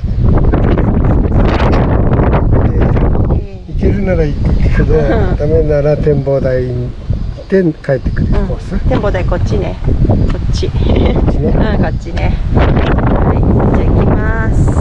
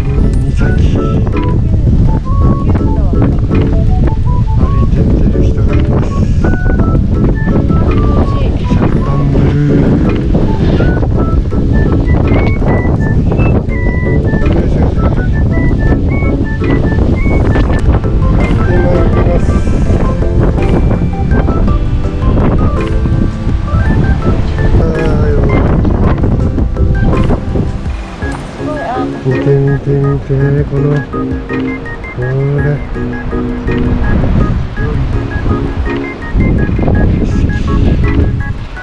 ずっと下ってるんだけど、帰りどうなってしまうんでしょうか。ということですね。うわー、怖いほらほら、素晴らしい景色です。絶景だ。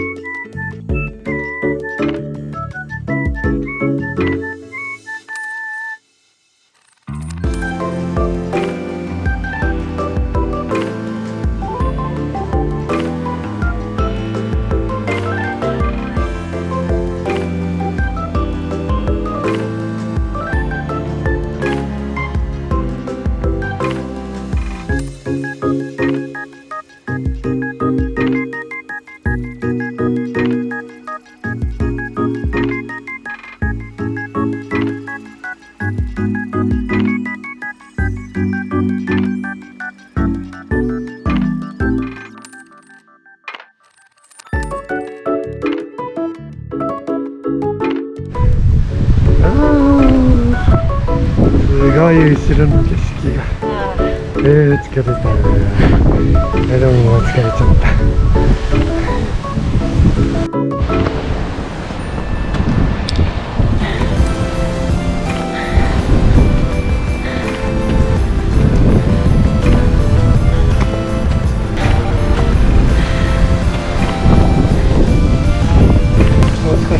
もう少し、あ、本当だ、灯台みたいなのが見えてきた。少し、はいはい、メガネかけます。はい。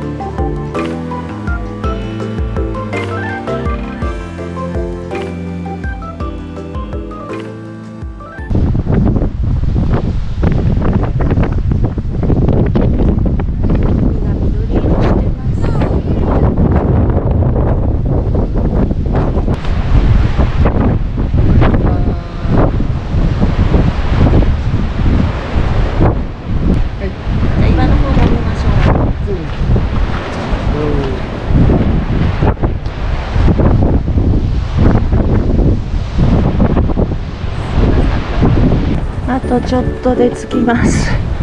パパの足取りも重そうです。あとちょっと、あとちょっときついきついと言いながら歩いております。戻ってまいりました。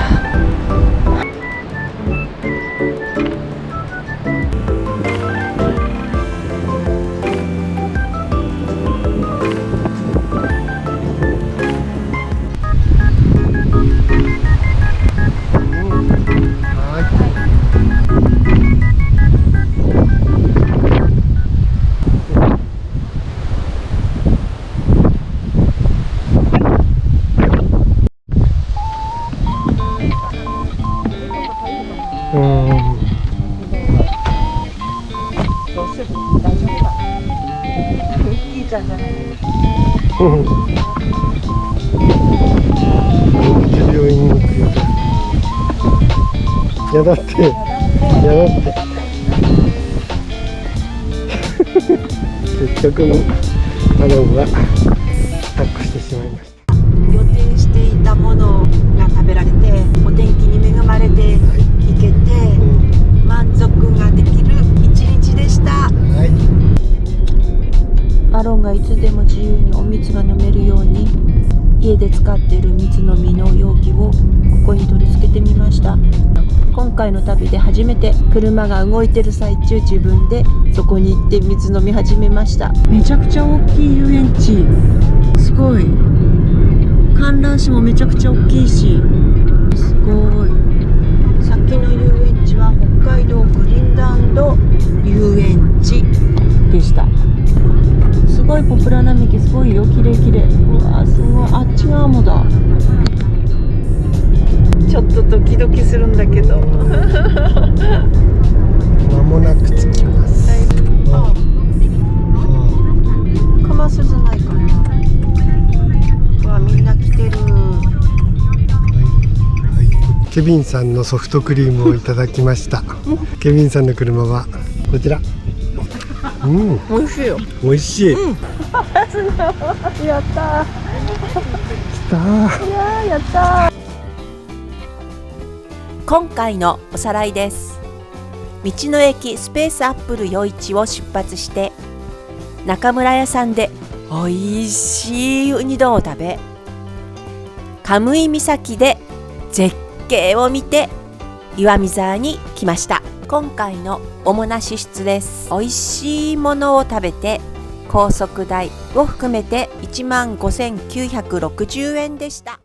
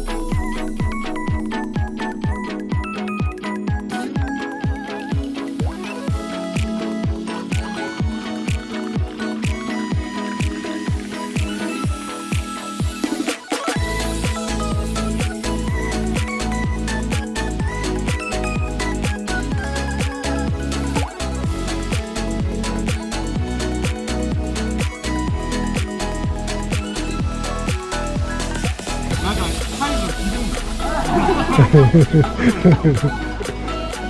こそいらっしゃいました。またゆっくりと。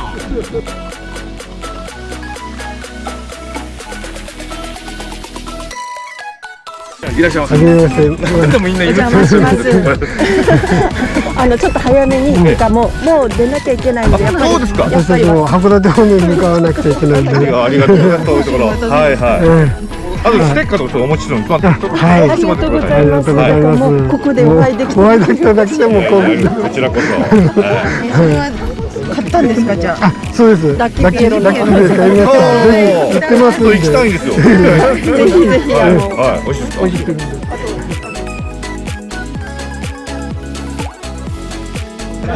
ありがとう。はい、どうぞどうぞ。か。嬉しい。そう、これをいただきに来たんです。あとステッカー今13点持ってます。あとで販売しますから買ってください。ありがとうございます。嬉しいです。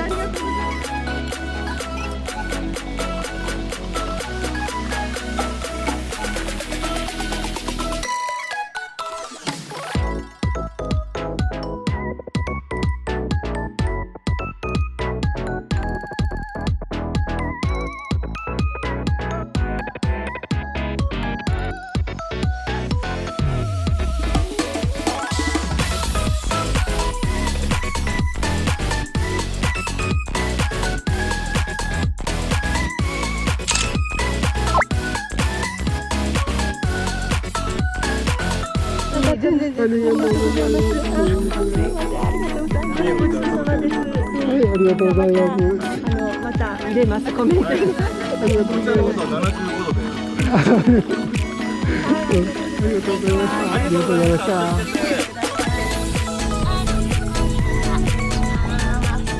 ありがとうございました。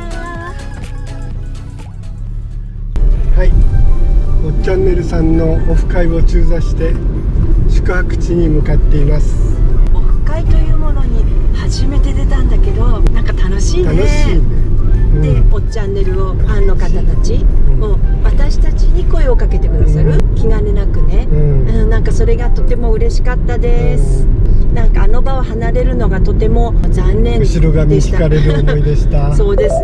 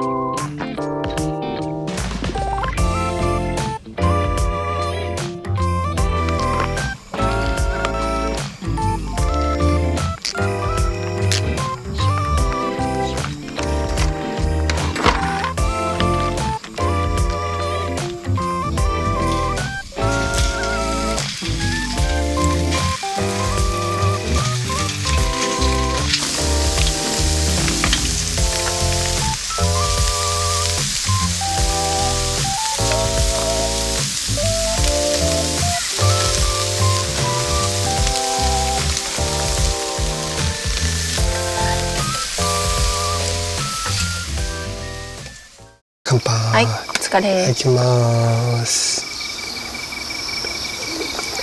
美味しいね。いただきます。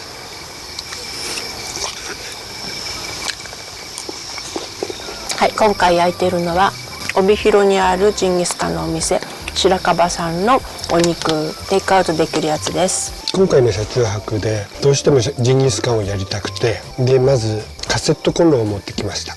ね、炭の用意とかバーベキューの用意はちょっと荷物がかさばるから、片付けとかもちょっと大変だとか、いろいろ考えてカセットコンロに岩谷のエコプレミアム、非常に薄型なんですけど火力が強いということで買いました。でこの大きさがちょうどレボシートの下にぴったり収まる感じなので、私たちの車中泊には向いてるかなと思っています。レボシートの下の高さを測っていって、それに入るのを一生懸命探したの、その高さねあと寸法も全部測って、それで買いました。はい、見事に入ってきましたよ。あとジンギスカン鍋、これは使い捨てのもので、ちょっと熱いから触れない。帯広の帯広のホーマック、だいたいホームセンターとかセイコーマートでも売ってましたね。そう、その後寄ったセイコーマートにちゃんと売ってました。はい。ジンギスカンは先日のキャンプ場とか、あとは札幌のビール園とかいくつか食べてますけど、この白樺さんのジンギスカン美味しいです。このタレも美味しいね。タレ美味しい。好みの味だよね。ちょっと辛めで。今日は天気が良くて、日中車を走らせてても結構日差しが暑い感じだったんですけど、夜になると結構冷えてくる。半袖の T シャツではちょっと寒いですね。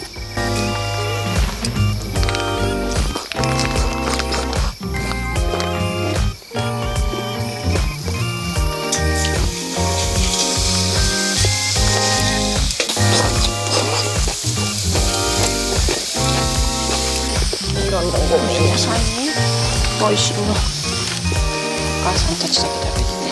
焼けちゃうかな。切れないにしと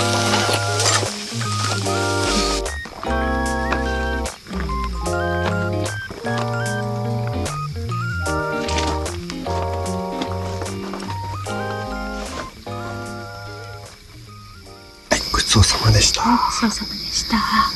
じゃあこの後片付けて車の中でゆっくりしたいと思います。ただいま10時48分です。外の気温が 15.1 度、車内は 21.7 度です。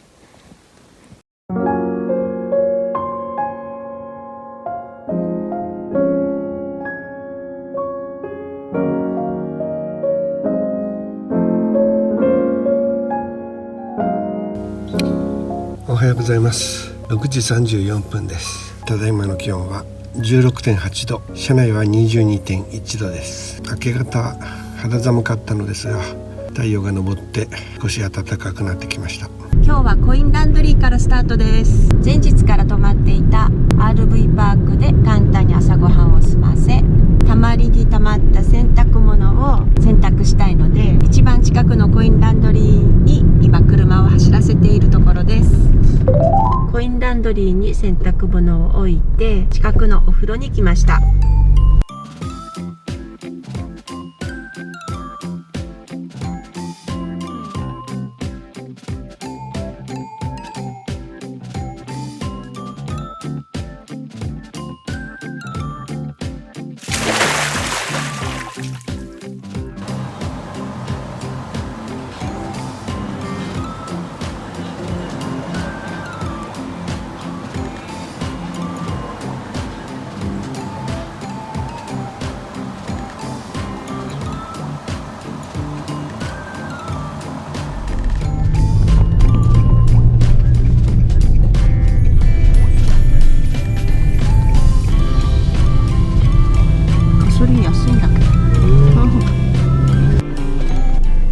今現在定山渓の温泉のところにいるのですが、セイコーマートの色が違います。ここシックだね。温泉街に合わせてるんだね、きっとね。なんか立派。立派ですね。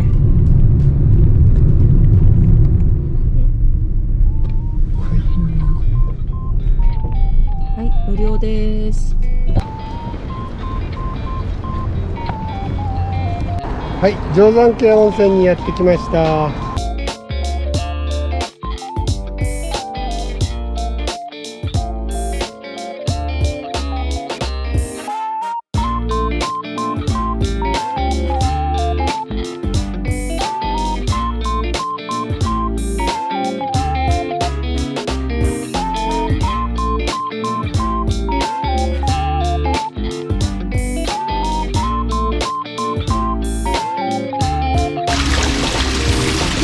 この上が電線みたいですね。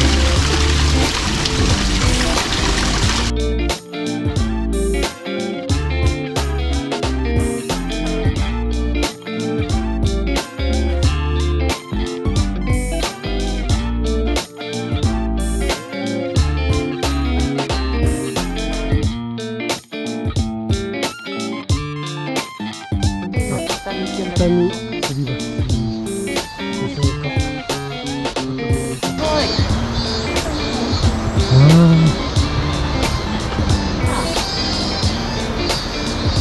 なかなかのコントですけど、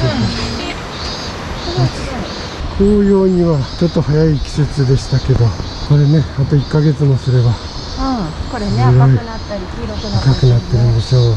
いや、きっと綺麗だよ。綺麗だよね。素晴らしいです。新入景色になってる。ここから先は、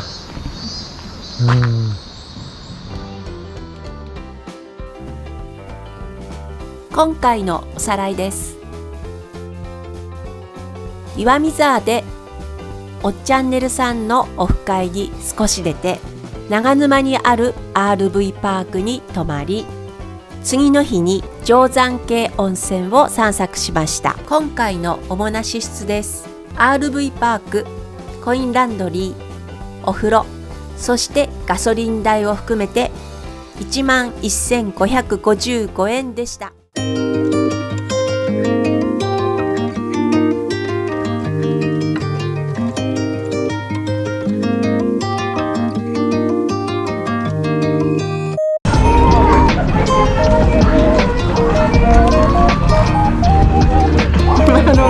アメリカンドッグのじゃがいもが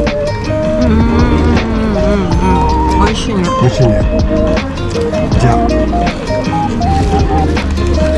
チャップをつけて、これ美味しいに決まってる。サクサクで、これが中山チキン。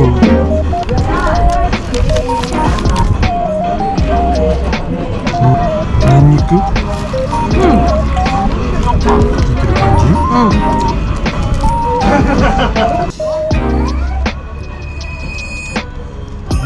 砂糖醤油。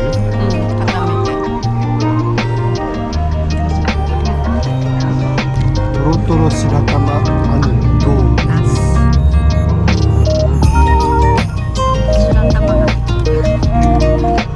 あんこすごい。たっぷり。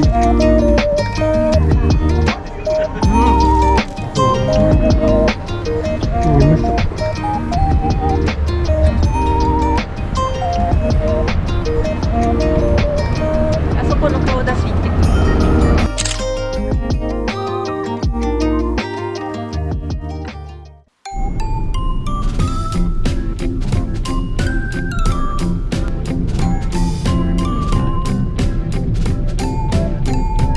今送別情報館というところに来ているんですけれども、ここから有珠山と昭和新山が見えているようです。スーザンと昭和新山になるかな。はい、間違っていたらコメントください。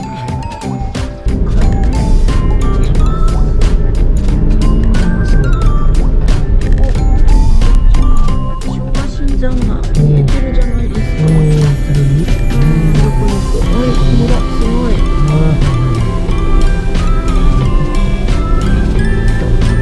昭和新山はなんか社会で習ったような気がする。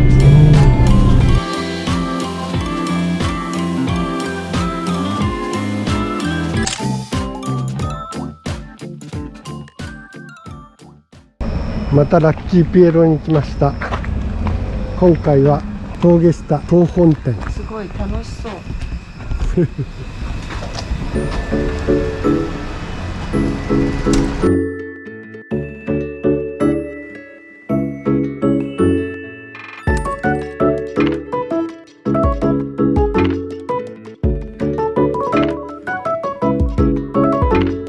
今日はカレーと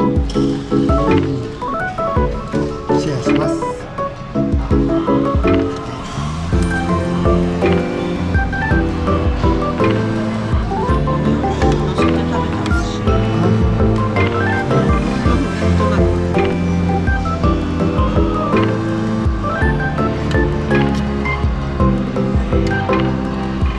オニオンリンゴトッピングランチャンネルスペシャルです。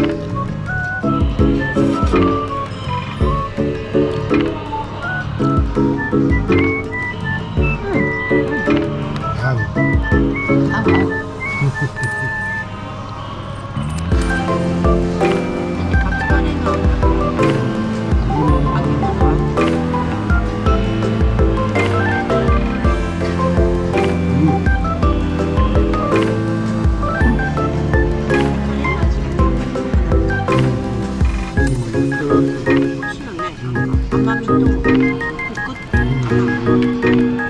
大運の椅子です。財運だってたまりますようにお願いします。お願いします。まずはてかタオルはずっと走行中中に干してます。それを前に移動します。はい、こんな感じ。はい。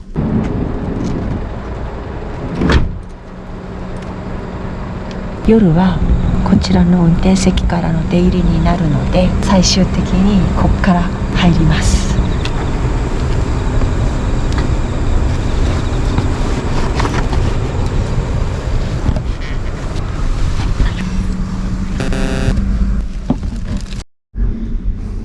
はい、じゃあ今度寝床を作るので、ここにある荷物を助手席とあと棚の上に移動します。はい、助手席に移動した荷物はこんな感じ。そして後ろはこんな感じですね。寝床を敷くときはいつもマロンが監督をします。大丈夫ですか？寝心地確認できました？万が一夜中寒かったらと思って持ってきてあるシュラフです。予備です。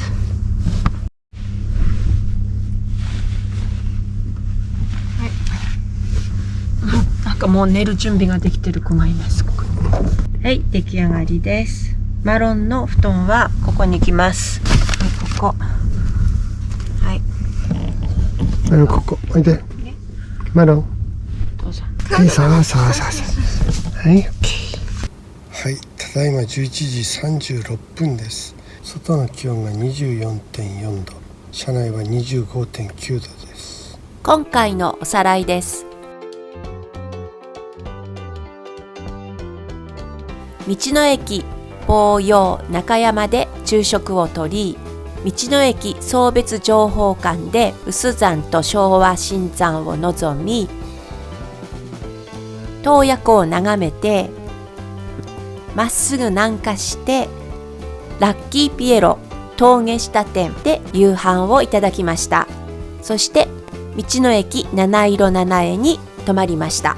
今回の主な支出です。いろいろ食べて高速代を含めて8315円でした。この長旅が始まってから布団の敷き方もいろいろ工夫してきました。なるべく時間をかけずに寝たい、荷物の移動とかもあるので、簡単に敷ける片付け方を考えたので紹介したいと思います。現在片付けた状態になってます。ここから布団を敷き始めます。まずニトリの長座布団、これ私用、そのまんま引き出してこういう状態。そして、はい、マロンパパ用は頭が私とは反対向きに寝るのでこっち。結構この長座布団こう2つに分かれてるからお互い干渉しないというかいいですね。そしてニトリの N クールをそのまんまずるずるずるっと敷いて、はい、マロン、はいマロン分かったよ。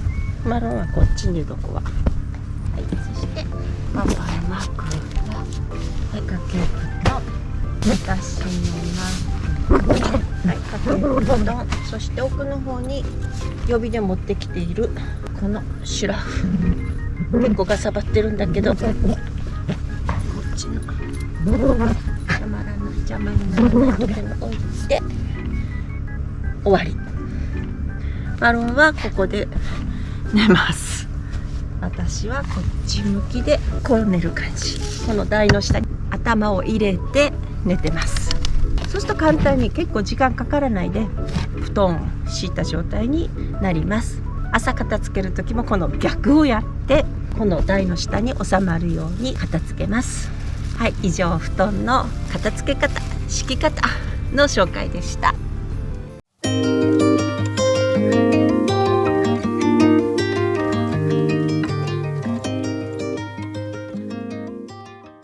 道の駅みそぎの里木古内さんのところにちょっと寄り道します。木古内駅の目の前にあります。でも迷ってるんです、実はここ来るのに。走らせてきた通りよりもだいぶ入ってて、これかな、左手に見えてるのが、あ、そうですね、ここですね。駅前です。いや、すごいすごい。そして駅が立派な駅がある。たまたま寄った道の駅木古内で塩ソフトクリームが有名なので買ってきてしまいました。あとポテトチップス。食べてみます。美味しい。美味しい？うん。塩ソフト。塩。うん、本当だ。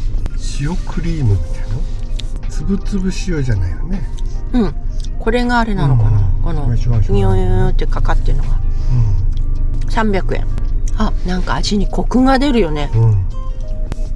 これまた美味しいわ。たまたまトイレを借りるために寄った道の駅みそぎの里木古内なんですけれども、実は北海道じゃらんのランキング1位の道の駅でした。それも4度目の1位だった。2016年度に開業した道の駅のようです。駐車場に面したところに洗面所がありますね。外で洗顔、歯磨き等もできるようです。これさ、穴を開けて捨ててくださいって捨てていっていいんだ。カセットボンベで、ここには24時間のトイレが2箇所ですね。広くて、広くてね、本当に多目的トイレぐらいの広さがありました。フリー Wi-Fi 使えます。これレストランも21時までになってるから、ちょっとここでお食事っていうこともできるんだね。なんかイタリアンレストランだったよ。それいいね。昼は11時から、夜は17時半からですね。いいね。で、道の駅の前にはバスターミナルがあって、ずっと屋根がついてます。で、駅の方まで屋根付きなので、ワンちゃん連れの方は雨の日は散歩コースにいいかと思います。かわいい。かわいい。お手手拭いて、あげ拭いて、お散歩の後は必ず足を拭いて、はい、上がります。はい、お家どうぞ。はい、北海道の最南端にやってまいりました。とてもいい景色だよね。ね、向こうには本州が見えてます。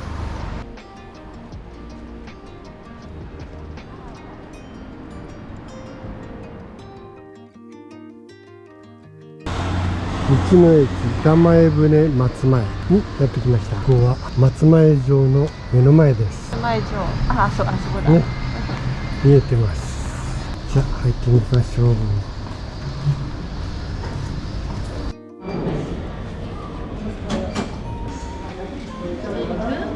来ました。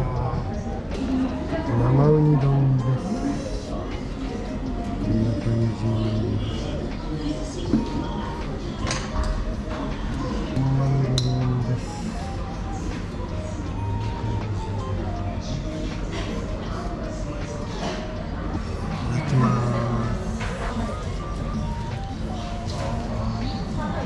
しっかり海の味がする。美味しいです。取ろうかな。海苔がかかってるんだ、ご飯に。中にね。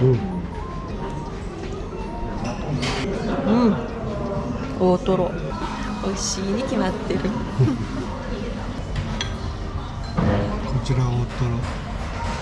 何もつけずに。とろける。濃いよね。美味しい。美味しい。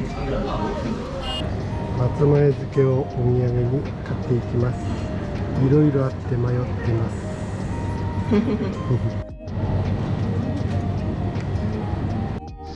はい、続いてやってきたのは松前城です。ペットの入場はここまでなので、代表してご乗員をやっていきたいと思います。はい、ありがとうございます。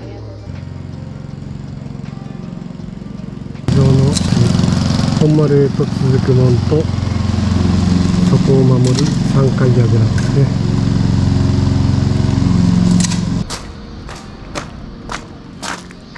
御乗員ゲットしました。やったー。はい、松前町。は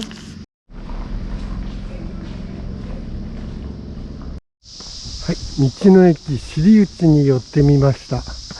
ここは新幹線展望塔というのがあって、北海道新幹線が津軽海峡を渡ってトンネルを出てくる最初のところ、見えるね。見えるところだそうです。はい。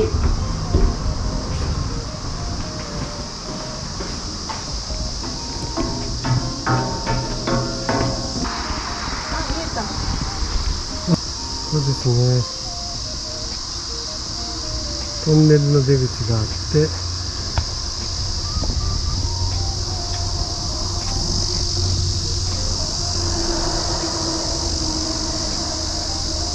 過する。ここは通過なんだね。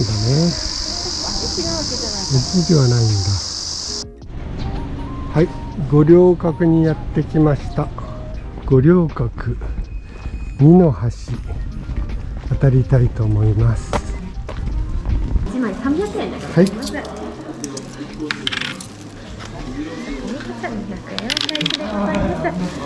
日付ご自身で入れていただく形になりますので、はい、わかりました。お許しください。ありがとう。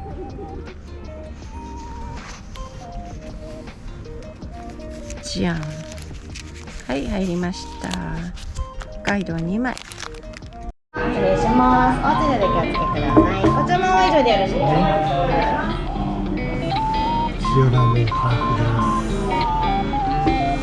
す。おやつです。この後まだ夕食があるので軽めにしておきます。いただきます。いただきます。今までの塩ラーメンと違う。美味しい。美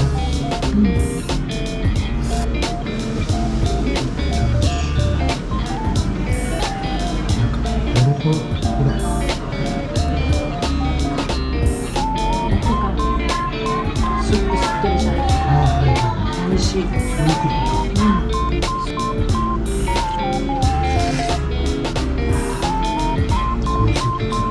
飲んでたいの。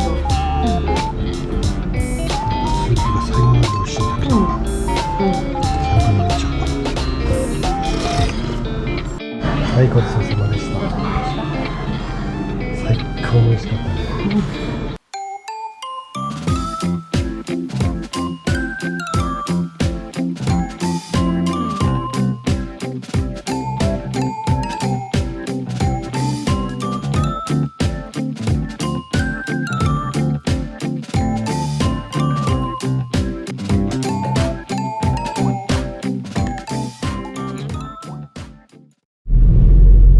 路面電車です。来た。黄色なんだね。うん、そうだね。はい、やってきたのは長谷川ストアさんです。焼き鳥弁当買っていきたいと思います。じゃーん。買ってきました。はい、長谷川ストアの焼き鳥弁当です。早速食べたいと思います。はーい。焼き鳥弁当シューで、ママは書いてない。なるほど。デフォルトが小なんだ。生姜普普通なんじゃん。中って盛り多いんじゃない？通そういうこと？大盛りってこと？じゃないかな。俺がやりたかったあ、4本なんだ。はい、こうね。で、こうね。全部同じじゃないんだ。お野菜がないもん。あ、お野菜串がない。ほら。中は野菜串が入ってました。4本です。小はそれが野菜串がありません。3本です。この大きさは一緒の感じがする。深さが違う？あ、一緒か。ご飯の量が違うんじゃなくって上のそういうこと。肉の鶏じゃなくてなんだ、焼き鳥の串の数が違う。数が違った。そういうことなんだね。グリグリしたら抜ける。で、それを相方の蓋借りて、とりあえず仮置き。最後。野菜はすんなり抜け。そしたらこんな感じ。はい。じゃあお先にいただきますよ。味はタレです。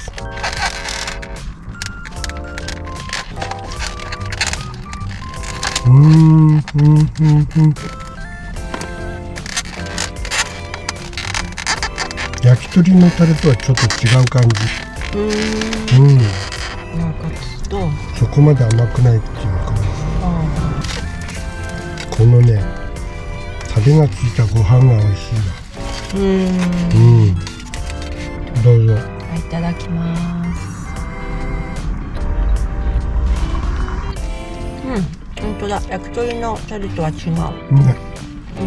甘みよりもしょっぱみが強いかも。作ってるの見てたら、っていうか焼いてる時に塩コショウみたいなの振ってました。で焼き上がったのをタレにつけて、でご飯の上に乗せてた。美味しい。この前お会いした北海道の方の情報でいろいろとアレンジして頼むことができるってことだったんですけど、確かにいろんな種類がね、選べるような感じで、なんと鶏もありました。鶏皮とか。でも函館の方に言わせれば焼き鳥と言ったらこれなんでしょ。やっと手に入りましたソフトカツ源。はい、いただいてみたいと思います。飲んでみたかったんです。結構探してたんだけどね、手に入んなかったのね。はい。ラムネ。駄菓子のラムネ。はいの味。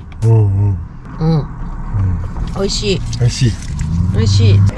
函館山にやってきました。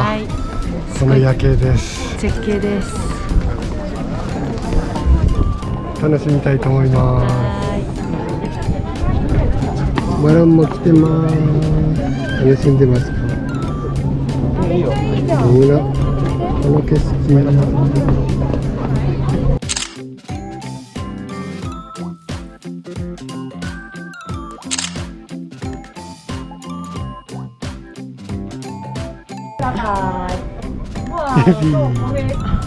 綺麗です。とっても綺麗でした。楽しめました。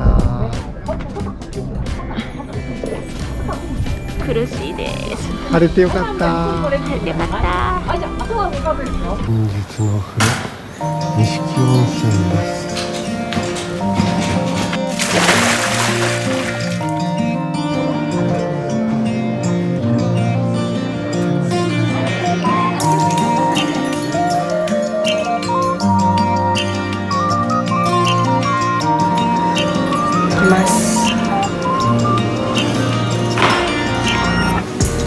ほら見てほらトロトロ。ほらこれをペロッといきたいんですが、いいですか。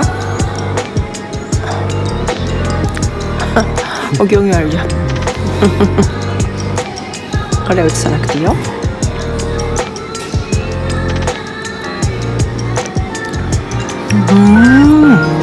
生クリーム。